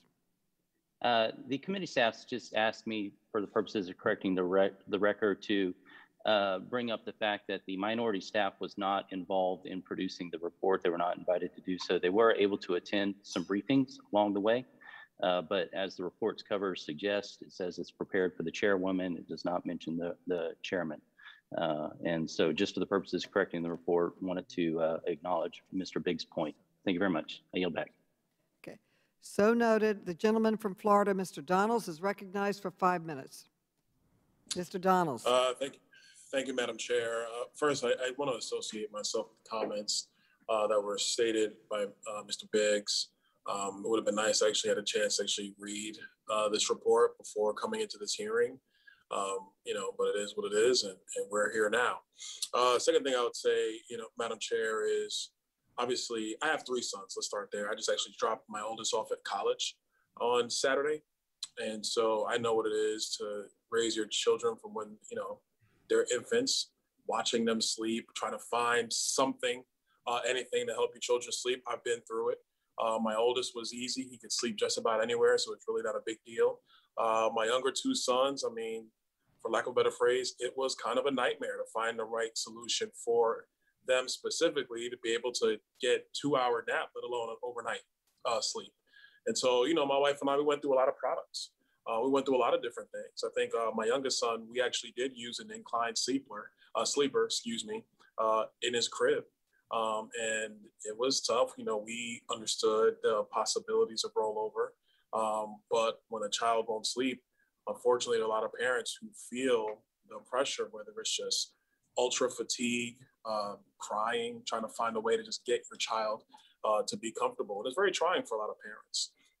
So that's just, my own personal stories. I know we use an Incline sleeper for our youngest son, and we had to take some additional steps past what the manufacturer said on the product. The reason why I want to say that is because, don't get me wrong, the topic of this hearing is important. Nobody wants to lose a child, let alone an infant. If that's a tragedy I can't even come to grips with or even understand.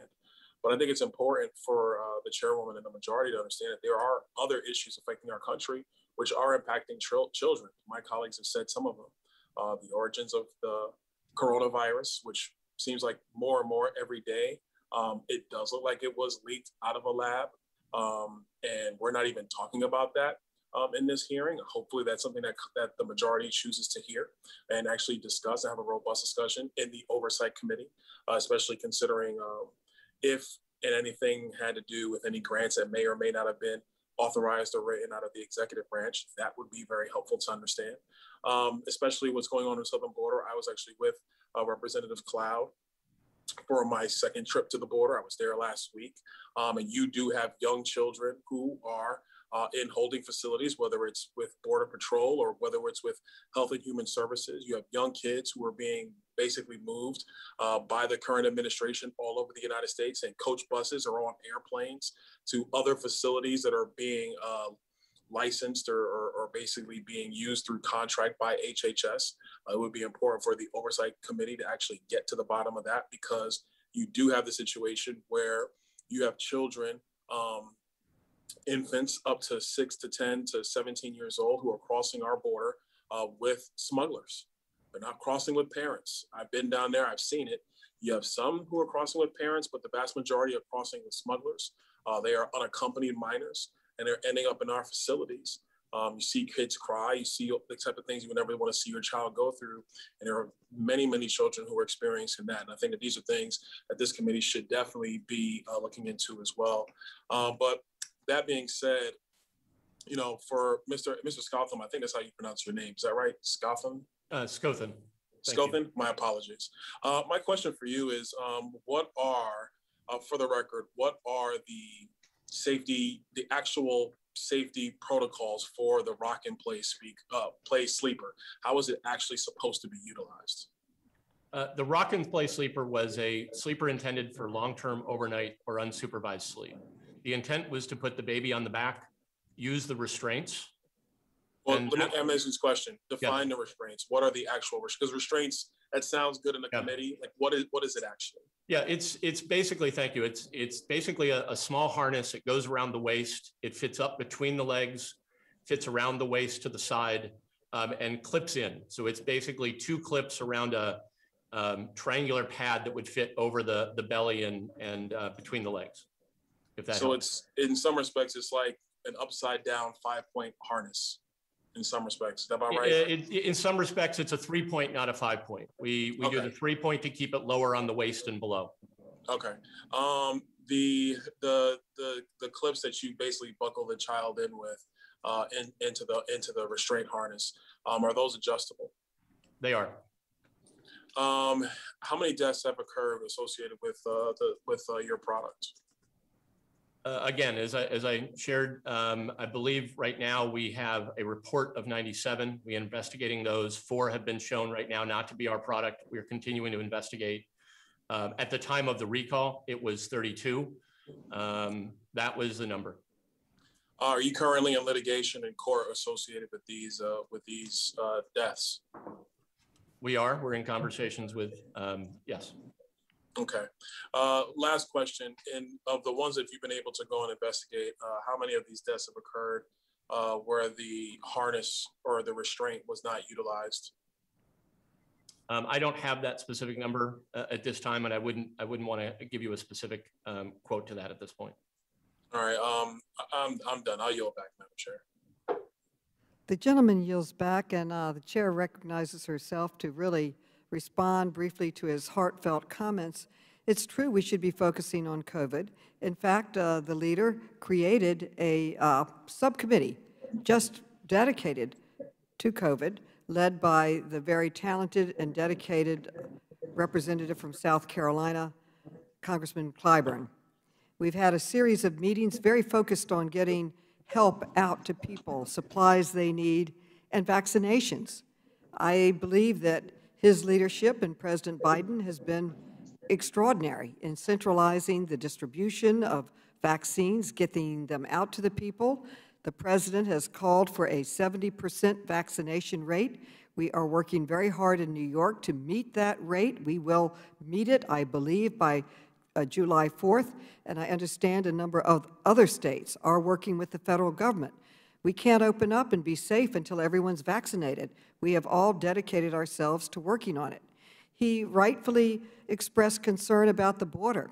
We have conducted studies on the separation of children at the border. We are working, trying to find their parents. No paperwork was saved for this, no paperwork at all, so it's very hard to find the parents. In some cases, the parents, we've documented, they've already been deported, and the children, we are trying to figure out how to put them back together again. I want to compliment one of the members of our committee, Jackie Spear, who has led several journeys to the border with members, myself included, on many of the challenges there. And we are in the midst now of a study on the sterilization of women against their will, immigrants who came to our country that were put into forced sterilization, which I believe is cruel and unusual punishment.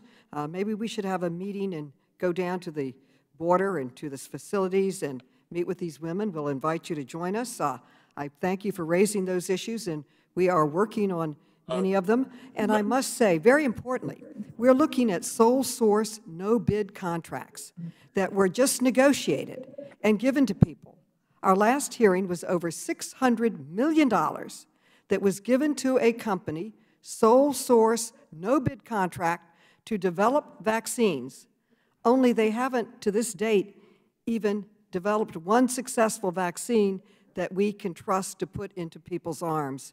So we are working very hard in many of the areas that the gentleman mentioned, and we ask you to join us. And I now call on the gentleman from Illinois. The gentleman from Illinois, Mr. Davis, you are now recognized. Will the chairwoman yield? I'm yielding to Mr. Davis. Thank you, Madam Chairman. I Chairwoman appreciate your calling this very important hearing, and I certainly appreciate our witnesses for being with us. The Rock and Play was recalled in April 2019, but documents obtained by the committee show that Mattel began receiving reports that infants had died in the Rock and Play as early as 2012. On October 26, 2012, Mattel received a report from a consumer who said that a year earlier, in October 2011, her 2-month-old son, and I quote, had stopped breathing, end of quote, while in the Rock and Play. The consumer told Mattel that she believed, and I quote again, due to the slant in the product, his head may have been positioned in his chest at the time. She picked him up, and thankfully, he began breathing again. The The mother wrote to Mattel because she loved the convenience of the rock and play and was considering using it for her next child, but she was worried about the safety of the design. She then asked whether the company had made any changes. A Mattel employee told the mother that the company had not made any changes, offered her a refund, and asked her to ship the rock and play back to the company. Internal documents show that a Mattel employee made a note on the report dated June 2013, more than 6 months later, which simply read, quote again, "No further contact, closing case." Mr. Scotham, is this how Mattel typically handles these type of reports? Sir, whenever we get a report, we do our best to investigate and find out and look at every report individually. So I can't speak to that one incident. I was not involved directly with that incident. What I can tell you is when we elevate and escalate anything that might be considered a safety contact or phone call into our safety process, and it elevates and activates the ability for us to go back, engage with those, and really implement the safety overview process to better understand the situation. Well, did the company, let me ask you, conduct any additional research or testing to make sure that the rock and play was safe for use? We have done extensive testing, both from the beginning prior to the product launch. We followed that up with additional continued observational research study throughout. In 2016, we did additional study with regard to the rate, or the degree of incline and the impact on breathing, or as it was shown, not to have any impact at all. Thank you.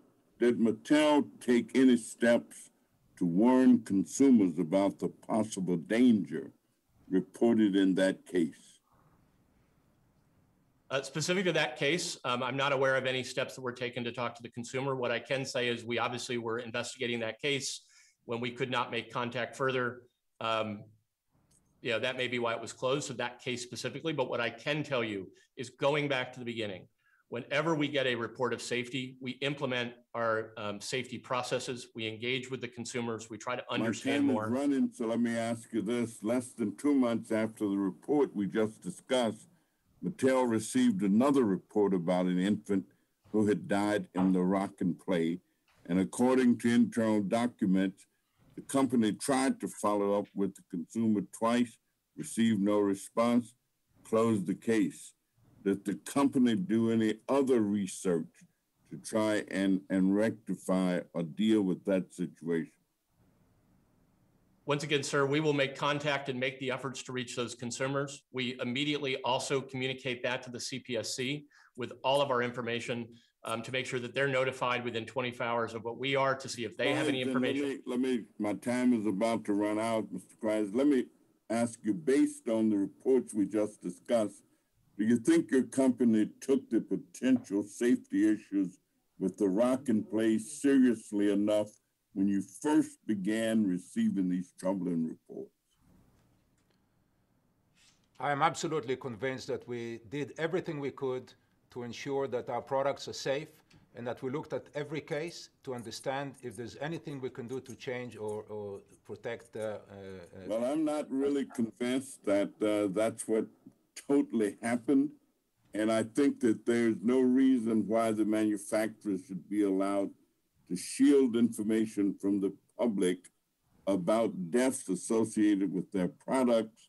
Americans have a right to know whether the products they're buying may pose a danger to them or their families. I think a legend corporation can do better. Madam Chairman, I know my time has expired, but I'd like to submit 2 additional questions for the record and get a response in writing. And I yield back. So ordered. Thank you. The gentleman yields back.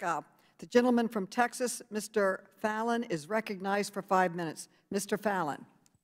Madam Chair, thank you. I yield 1 minute to my colleague, Representative Donald from Florida.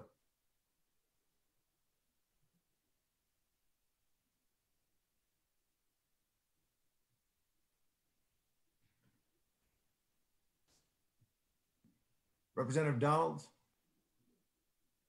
Oh, I'm here. I was waiting for the chairwoman. I didn't hear her, so I was trying to be respectful of the committee. Okay, well, I'll just say this. I'll add this in, and thank you, Mr. Fallon, for yielding some time to me. I do understand that the administration has been doing what it feels it's best when it comes to making sure people get shots in the arms. But we have a real theory going on right now, an active one, about whether the coronavirus came from a lab in Wuhan province.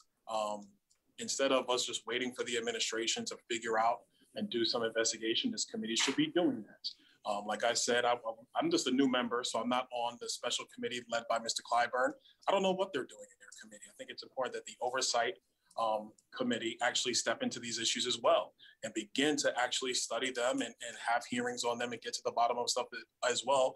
We shouldn't just push it off to some select committee, because what I've found in observing Congress is that multiple committees tend to investigate things when Congress decides that it wants to investigate things. So that's what I'll say. I'll stop there and I'll yield back to Mr. Fallon. Thank you. And Madam Chair, thank you for the time. I'd like to associate my remarks with Representative Biggs and Representative Donalds.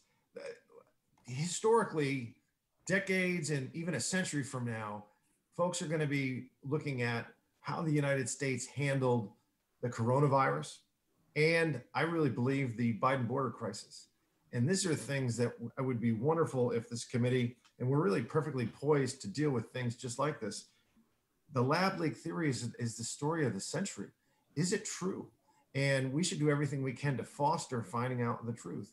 And also with the Biden border crisis, having visited the border, being a border state, the things that frighten me are the drug cartels are de facto in charge of our southern border, and they create misery. And I think everybody on this committee, in fact, for that matter, the folks in our chamber, no one's going to sympathize with the drug cartels. So how active are they? Because the folks that are coming from Central America, so many of them are being provided free transit and then working essentially as indentured servants. I've also read, because again, we're a border state and have been researching this for over a decade, that a very high percentage of women that migrate from Southern Mexico and Central America are either raped or sexually assaulted along the journey. These are kinds of things that I think everybody on this committee would be in favor of getting to the bottom and stopping evil.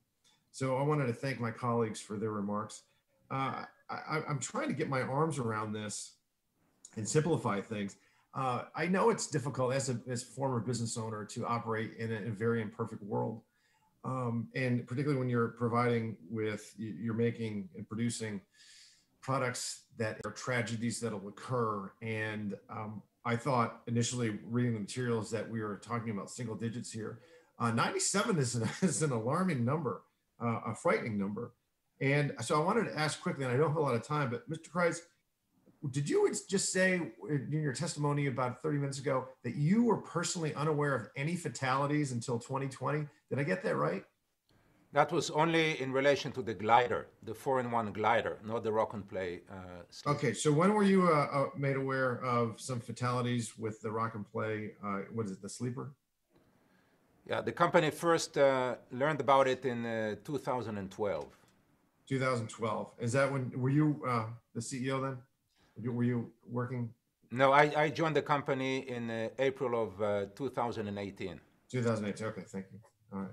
So, Mr. Scothen, were you, how long have you been with the company?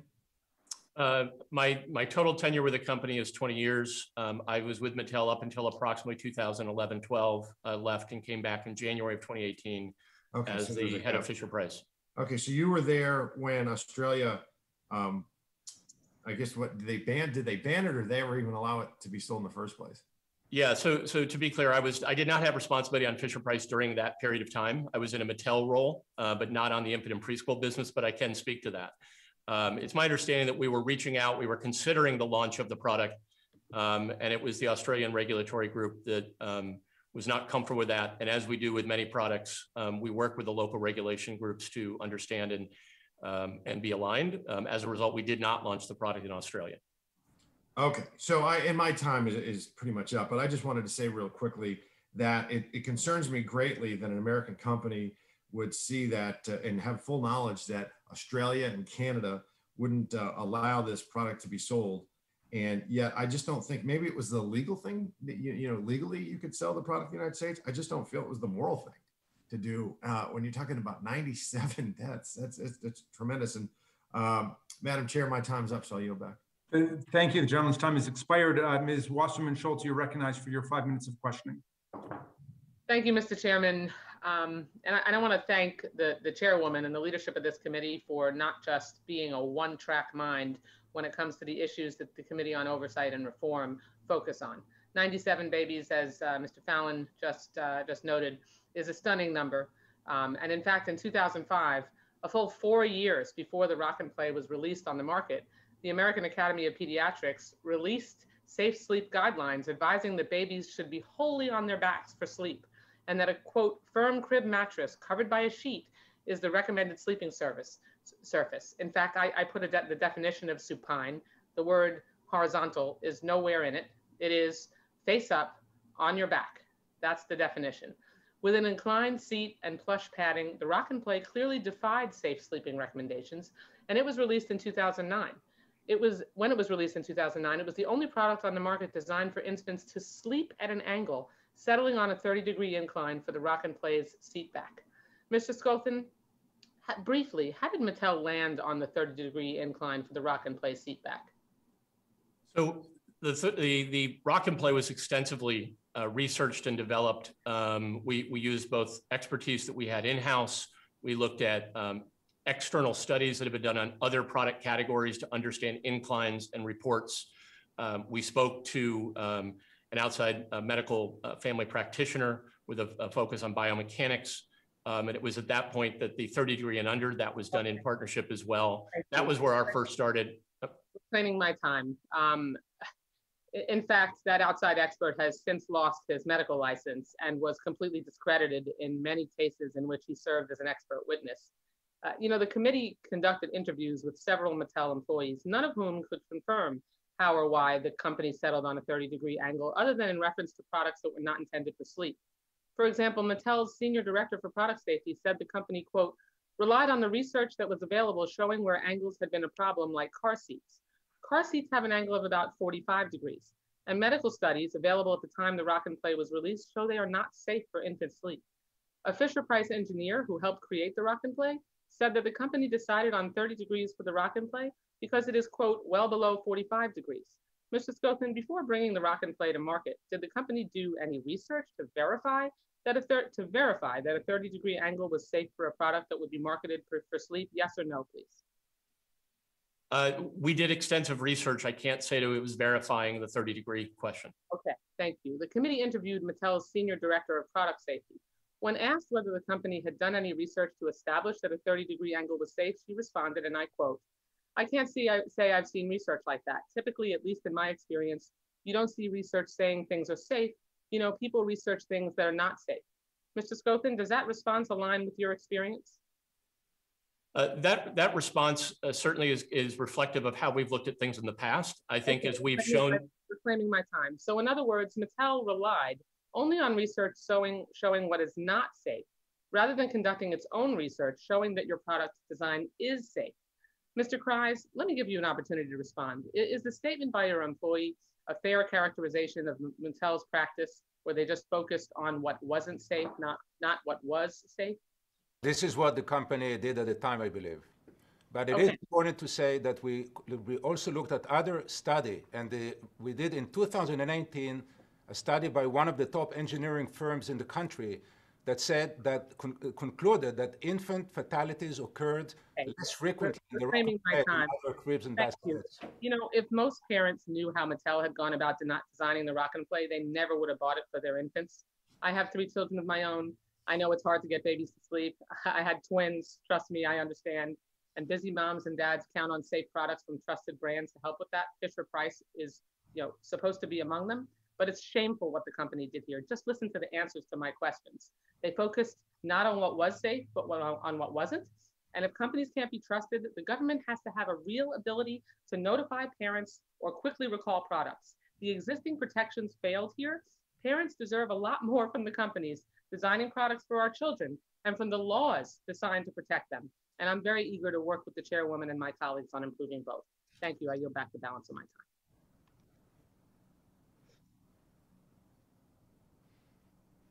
The gentlelady yields her time back. I now recognize Mr. Johnson for his 5 minutes of questioning.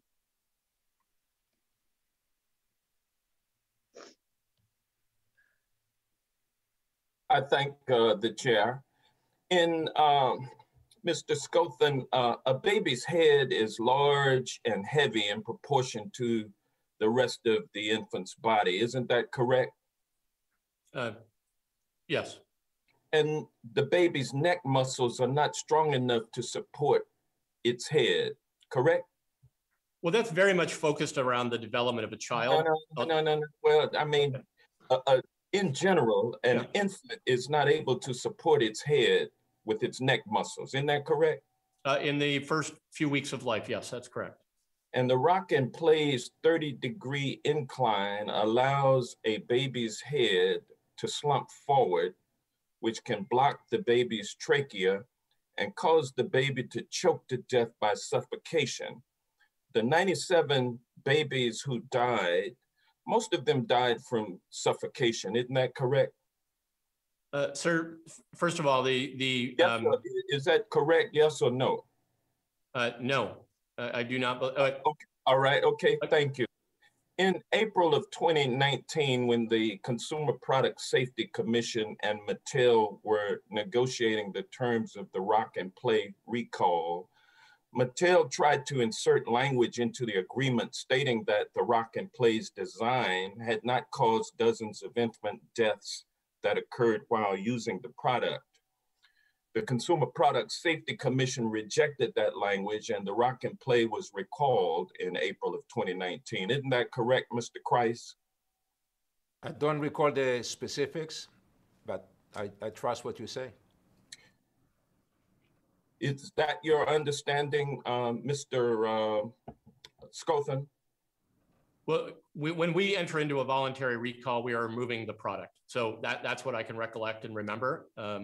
I can't. Do you recall that that there was language which you sought to include, which stated that the Rock and Play was not the cause of death for the infants? Sir, when we're recalling a product, what we're doing is removing it from the marketplace for. I understand that. I'm just asking you a question. Let me move on. Sorry. In October of 2019, the Consumer Product Safety Commission published an independent study conducted by Dr. Aaron Manning, who is a baby biomechanics researcher, and a team of pediatric experts. And the study concluded that infant inclined sleepers were unsafe for infant sleep and put infants at a higher risk of suffocating than a firm crib mattress. Last week, based in part on Dr. Manning's research, the Consumer Product Safety Commission passed a rule banning all infant inclined sleepers because of the dangers that they pose to infants. Mr. Kreis, do you agree that the new rule banning infant inclined sleepers will help protect infants from suffocation in the future? My understanding was that Dr. Manning's report was false. It was wrong in that she placed the infant. So you don't believe then that the new rule banning infant inclined sleepers will help infants from suffocating in the future? Well, we're out of that business. I think it's important to recognize that the study. Do you think that new rule will protect infants from suffocation? I believe that it's important to use product in accordance with the product is what it was intended. Okay, well, let me ask you this. Do you acknowledge that Rock and Play was not safe for infants? Well, we believe the product was safe when used in accordance with that it was misused and that these infants suffocated because the parents failed to follow the instructions. I get that. No, Mr. Kreis, has Fisher-Price or Mattel issued any written warnings to the millions of consumers who purchased the recalled Rock and Play products, warning those consumers about the inherent dangers of the Rock and Play and that they should not put their babies in that Rock and Play? Well, we work in collaboration and strong cooperation with the CPSC. And well, have you sent a notice to consumers, sir? Yes or no? No. Mr. Price, is Fisher Price or Mattel or any of its affiliates or subsidiaries still selling the Rock and Play in foreign countries, yes or no? So I just want to come back to my prior question. Yes, or no. Are you still selling that Rock and Play in foreign countries? No. The gentleman's time has expired, but the witness may answer that question, Mr. Kreis. No, we don't. And we did sell a recall notice to consumers, to correct my prior answer. Okay, thank you. Gentleman's time has expired. I now recognize Ms. Spear for her 5 minutes of questioning. Thank you, Mr. Chairman. Mr. Kreis, I realize you weren't the CEO of the company at the time, but back in 2012, CPSC actually, or FDA, I should say, warned customers to avoid any kind of contraption that was being used for babies that was not totally flat. By then, your product was linked to 13 deaths over 15 years. So the FDA had made that statement. You already had 15 deaths. In 2013, you actually recalled 800,000 Rock and Plays because of mold. So death wasn't significant to recall the Rock and Plays, but mold was. Do you have a comment to that? Sure. My understanding was that the mold recall was about a product issue, but more importantly, when it comes to babies' safety, we do not compromise. We do not take any risk, and we will always go the extra length to confirm that our product is safe and appropriate for usage. As my understanding is that we continue to analyze and investigate every specific incident. All right, reclaiming my time. If this happened today and it was an issue of mold versus death, would you have done the same thing and not recalled the Rock and Plays? Well, of course, babies. Yes or no, please. Yes or no? I have limited time. Yes, and we will always prioritize safety above all. All right. What about the fact that daycare centers may still have these Rock and Plays? Have you recalled them? Have you notified them, and have you recalled them? Yeah, we take extensive actions to promote the recall in an effort to raise consumer awareness. We provide information on our website. We use. So, are you recalling them? It's unclear whether you're just noticing the public now, or are you recalling these products? Yeah, we have recalled it. You have recalled them, so you're refunding money to all of these purchasers? Sorry, yes, I get. Sorry, now I understand your question. We have recalled the product back in 2019, and are proactively in the marketplace, ensuring that we reclaim any product that is in the market that we can get that we are aware of. Would you support an amendment to the CPSC that would no longer provide the kind of a gag rule that allows for deaths of products to not be disclosed to the public? We would be more than happy to collaborate with the regulators to improve every aspect of consumer safety. And I'm here committing to do that and work. So I guess my question is, would you oppose the repeal of that Section 6B of the Consumer Product Safety Act? I would need to understand that better. It's quite simple. It basically would allow that the names and the information about products that are linked to injuries and death be made public. The only reason why you ended up recalling the Rock and Play was because the Consumer Reports inadvertently got the data from the CPSC that showed the deaths. And once the deaths were made public through Consumer Reports, then game over. So the problem is that the public does not know. And my question to you is, do you have any other products that are manufactured today that are in the marketplace that have been linked to deaths of children? Well, we recall the gliders that were I understand that. I'm talking about any other products that we, the American public, do not know about that have caused or have been associated with the deaths of children. We share all information with the CPSC. I don't have any further data than that, but I can tell you we work transparently with the CPSC. So the extent to which they already have the information, would you be willing to allow them to release that information to the general public and not be subject to this Section 6? I think it's important to note that... Yes or no, please?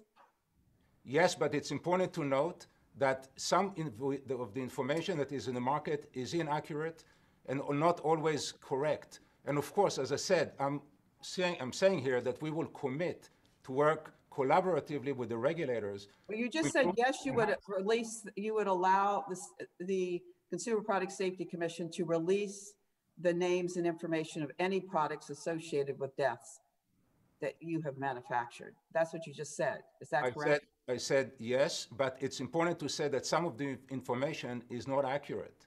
And therefore, it's important that whatever is being released is vetted and confirmed before it's being put out there. Well, either a child has died or a child has not died. And if it's associated with a product, then I think the American public has the right to know. I yield back. The gentle lady from Massachusetts, Ms. Ayanna Presley, is now recognized for 5 minutes. Thank you, Madam Chair, and thank you for convening this critically important hearing. And also, given your prioritization of children in this committee, I thank you for your partnership on the Children's Protection Act, centering the health and well-being of our nation's children. You know, for too long, the federal government has not prioritized the safety and well-being of infants, toddlers, and children in the regulatory process. We are here today because our flawed system of consumer protection makes it far too easy for corporations and manufacturers like Mattel to hide the harmful and potentially deadly impacts of their products on the infants, toddlers, and children who use them. Additionally, because of a lack of oversight, companies may not even adequately research whether or not their products are safe for their intended and advertised use. The Rock and Play Sleeper, built to be an aid to parents putting their babies to sleep fast and easy, resulted in more than 50 deaths from suffocation and hundreds of injuries. And just last month, or rather recently, Fisher-Price executives told the committee that the company did not conduct any additional safety reviews of its infant products, despite the tragic loss of life resulting from the Rock and Play Sleeper. Mr. Skolson, is it correct that Mattel did not conduct new safety reviews of its other infant products when deaths from the Rock and Play were first reported? What I can say is when deaths of the Rock and Play were first reported, we investigated those extensively. We continue to do research, and we applied any of those learnings, not just to anything that we might have found, but we, again, continue to find the product to be safe. Reclaiming my time, I'll take that as a no. And the reason why I'm asking is because just last week, we learned that Mattel has agreed to recall 2 additional infant products, the Rock and Glide Soother and the Soothe and Play Glider, because of multiple infant deaths. Mr. Skolton, in light of these 2 recalls, has the company published any plan to conduct a safety review of its infant products that currently remain on the market? So we are always looking at all of the products that we market, that we sell, and we take those. The learnings that applied to the 2-in-1 glider related to seeing that a product not intended for long-term sleep was being used in that manner. Mr. Skolton, it's a very simple question. So just yes or no. Has the company published any plans to conduct a safety review of its infant products that currently remain on the market? Yeah, we have not published any commitment to that effect. But Thank you. Mr. Kreis, Mattel and Fisher-Price are 2 of the most recognized names in the world of infant and child products. Your own company's materials produced to the committee cite the brand's name recognition as a competitive asset. Mr. Kreis, would you agree that name recognition is an asset for Mattel? Yes or no? Yes. And would you agree that consumers are more likely to trust that products from brands they recognize by name are safe and have been thoroughly vetted? Yes or no? Yes. Given how your company support regulatory reforms, which will prioritize the safety of children and make it easier for products to be recalled? Yes or no? I do not agree with your premise, respectfully. All right, moving on. I'll take that as a no. Parents understandably believe that when they buy products for their babies, those products have been thoroughly tested and are safe. They also believe and trust that rules and regulations are in place to hold manufacturers accountable. However, the current consumer product safety system is failing parents and families across the nation. It is quite literally costing us the lives of our children. Today's hearing is devastating proof that we cannot trust companies to act with moral clarity, even when babies' lives are on the line. And that is why we need to pass legislation like the Children Protection Act proposed by Chairwoman Maloney and myself. We must hold companies accountable. Thank you, and I yield back.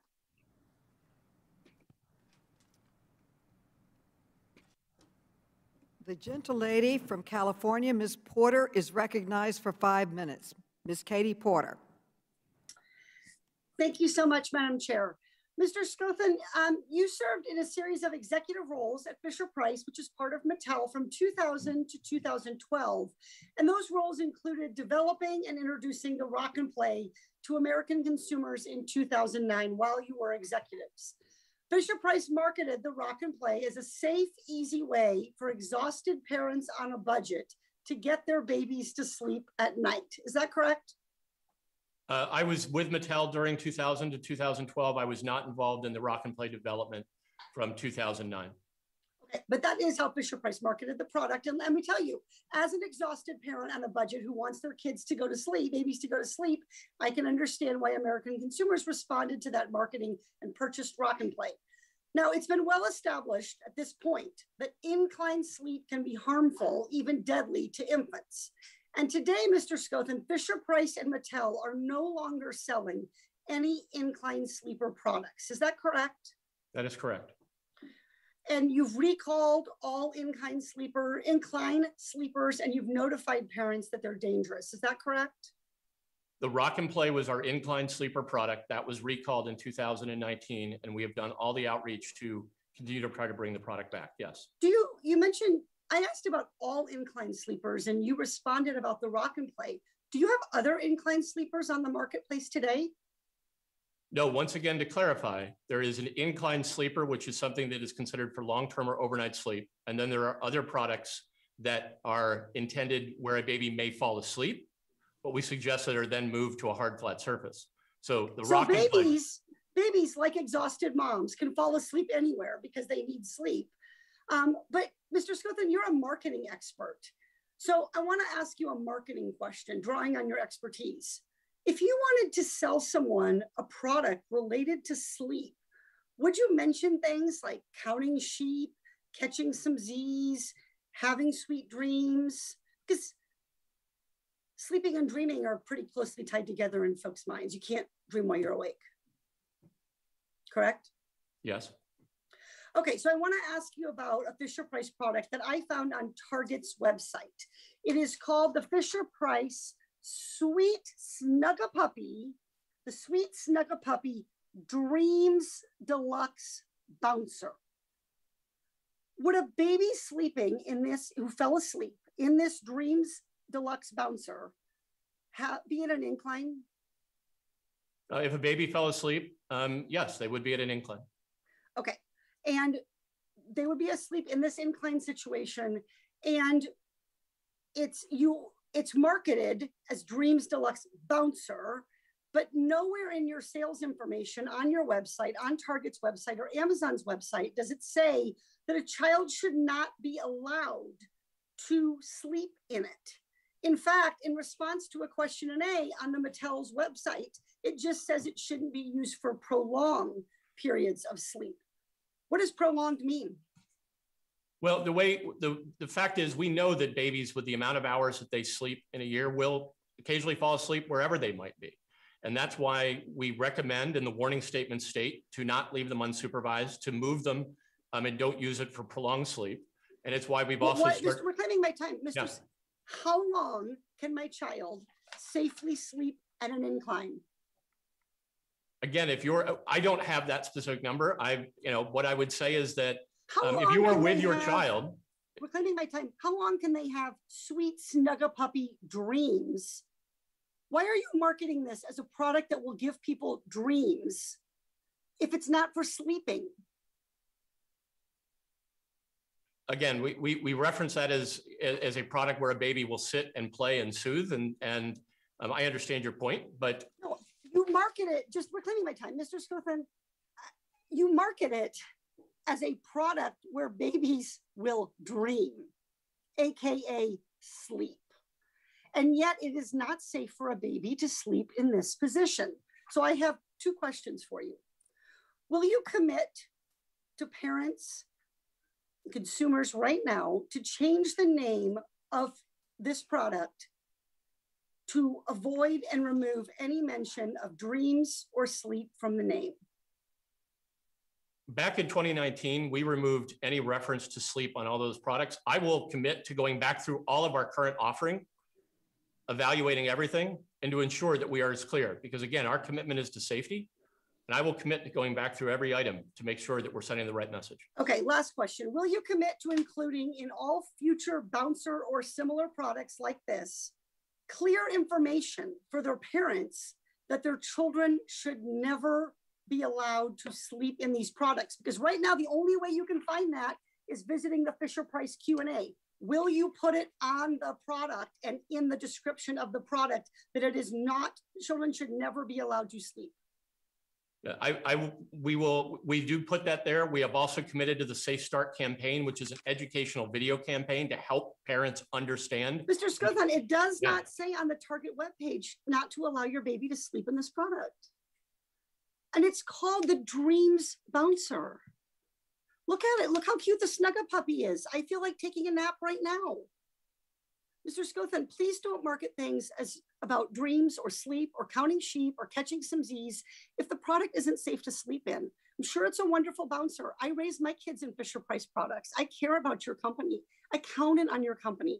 Please commit to taking action so that other parents can count on their kids getting safely to the teen years like mine have. Thank you very much, and I yield back. The gentlelady's time has expired. She yields back. The gentleman from Maryland, Mr. Sarbanes, you are now recognized for 5 minutes. Thank you very much, Madam Chair. I want to thank our witnesses for being here today. Representative Krishnamurthy, I think, touched on something that has many of us on the committee anxious, and that is that there seems to be a breakdown in the culture there at Mattel and Fisher-Price when it comes to safety, which really is about integrity and leadership at all levels, but certainly coming from the top. And I want to put a finer point on that. The testimony today, the track record around this product, and even to some degree your explanations of how we've gotten to this point, suggests to me that you view the loss of life, in this case, the loss of children's lives, as a cost of doing business in this space. Because it doesn't seem as though until press reports or consumer reports or other outcry and criticism caught up with you that you were willing to make some of the changes that you described today and seek to reach a higher level of safety standard. Mr. Kreese and Mr. Scothan, did you view loss of life as a cost of doing business for Mattel and Fisher-Price? Of course not. Safety is our highest priority, and nothing is more important to us than the safety and well-being of our consumers. And I can tell you that we are confident that all of our products are safe when used as intended in accordance with the warning and instructions. We always operate with integrity, with the highest integrity, with quality and safety as our most important priority. And this is how we operate. Let me reclaim my time. I think you described a safety committee that has now been established. Can you tell me what that is again recently? I'm sorry, can you repeat the question? You mentioned a safety committee that has now been established. What is that exactly? This is a new committee composed of 5 pediatricians that we formed recently to provide medical and scientific advice to the company. The council meets regularly with our internal safety teams to provide professional opinions, advice, and recommendations. When was that established? Earlier this year. When exactly? I mean, in the last month or so? I can't recall exactly, around February or March. If safety has been historically the highest priority, you keep saying that over and over again. Why is it that it took until the first months of this year, after all of this outcry and heightened accountability coming at you, to establish a safety committee with 5 pediatricians and other experts, I gather? Why did it take this long if safety is a cultural hallmark of your company? Well, we always aim to improve, and I can tell you that this committee specifically was being in the works for many months before, until we identified the right doctors, the right pediatricians with the highest qualifications we can find, that we believe will be a very important support in our safety practices. Well, what I understand from the record is this search for pediatricians of the highest standard and expertise is one that you had completely abandoned or never actually undertaken previously, because the people advising you on the particular product that we're looking at today didn't seem to meet that standard. So I'm glad you've done it, but it troubles me that you only set this thing up, in a sense, after the fact. And I think the standard by which you're seeking to operate now is in effect an admission that the standard that you were using previously was woefully inadequate. And I'm going to return to what I said at the front of this call, because I still think it's an accurate description. I think until you got caught out significantly on the dangers around this product, the view from inside the company, and hopefully it's not a cultural perspective, but if it is, it needs to be cleaned up. The view from inside the company is, if there's loss of life, that's a cost of doing business. With that, I yield back my time, Madam Chair. The gentleman yields back.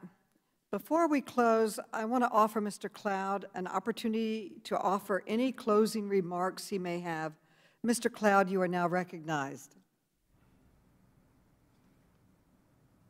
I just want to thank the chairwoman for this topic. As you know, it's been mentioned, this is an extremely important topic. Nothing can be more concerning than the safety, security of our children when buying one of these products. Also, just want to echo, we would love to be able to collaborate on these sort of topics. And so, as many committee members have mentioned, the ability for us to be able to be involved in the process, even from the committee level, and preparing reports and such, and to get them in advance in such a way that we could have time to review them before hearings on said reports would be extremely helpful. And it's also been mentioned that there's a number of topics that we were ready to address in the last term under a different administration that this committee has not been willing to take up during this term. And there is as much as important to American people now as they were then.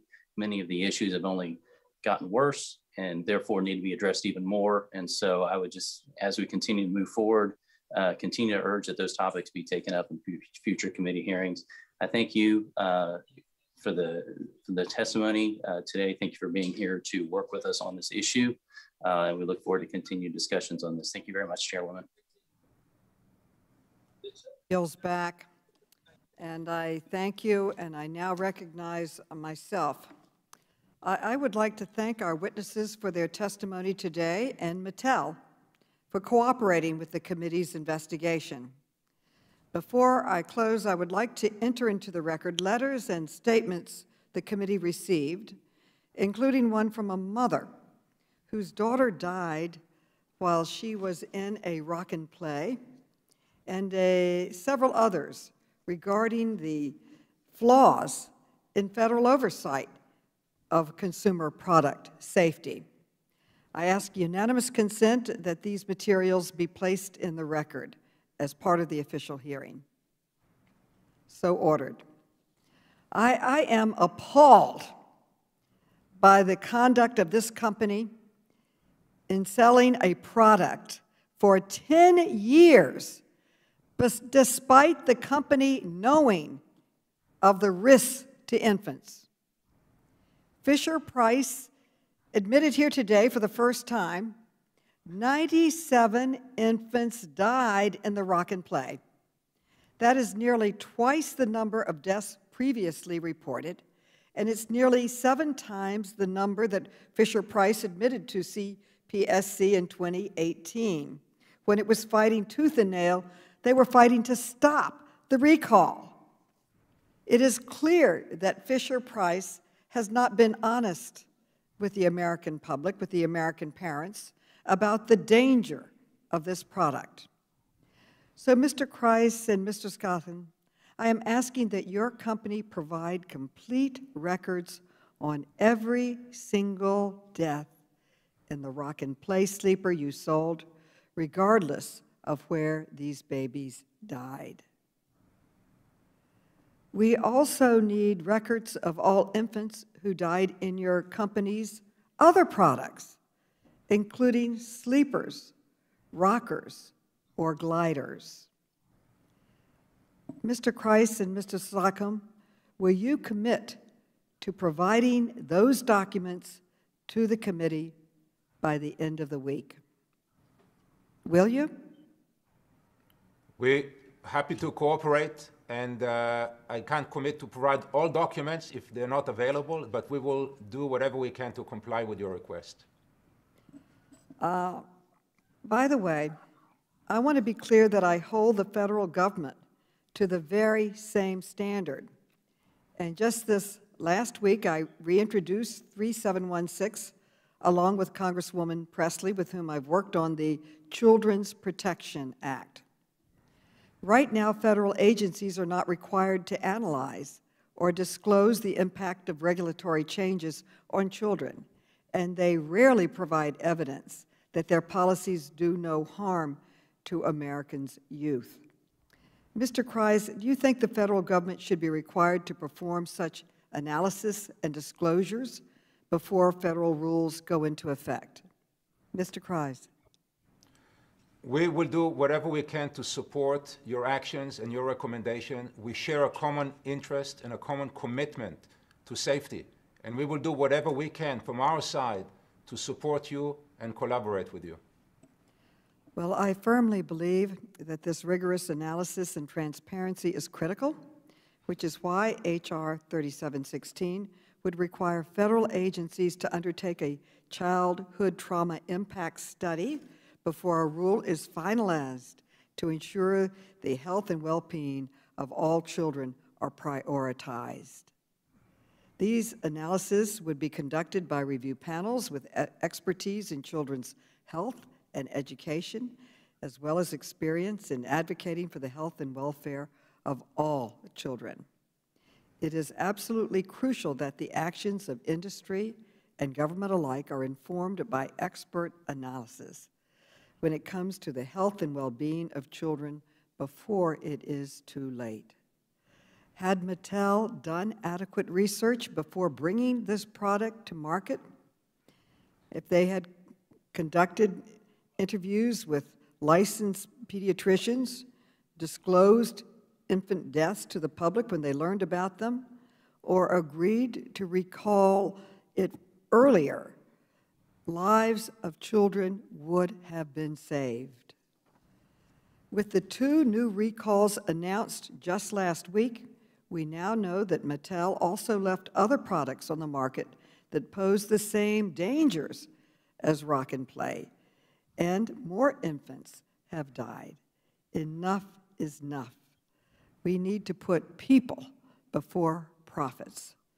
The committee's investigation and today's testimony show what happens when corporations hold the power to set safety standards for their own products, to withhold information from consumers, and to delay recalls for months or even years to protect their bottom line. CPSC's new rule banning infant incline sleepers is an important step towards getting these dangerous products off the market. But the new rule is not enough to protect consumers from other dangerous products in the future. CPSC needs stronger oversight and enforcement tools so that parents can buy products for their children without fear of lurking dangers. The Consumer Product Safety Act was enacted to protect consumers, but it is clearly falling short and not working. Congress must act to strengthen this law and protect Americans from dangerous products. Thank you. And in closing, I want to thank our panelists for their remarks, and I want to commend my colleagues for participating in this important conversation. With that, and without objection, all members will have 5 legislative days within which to submit extraneous materials and to submit additional written questions for the witnesses to the chair, which will be forwarded to the witnesses for their response. I ask our witnesses to please respond as promptly as you can. This hearing is adjourned.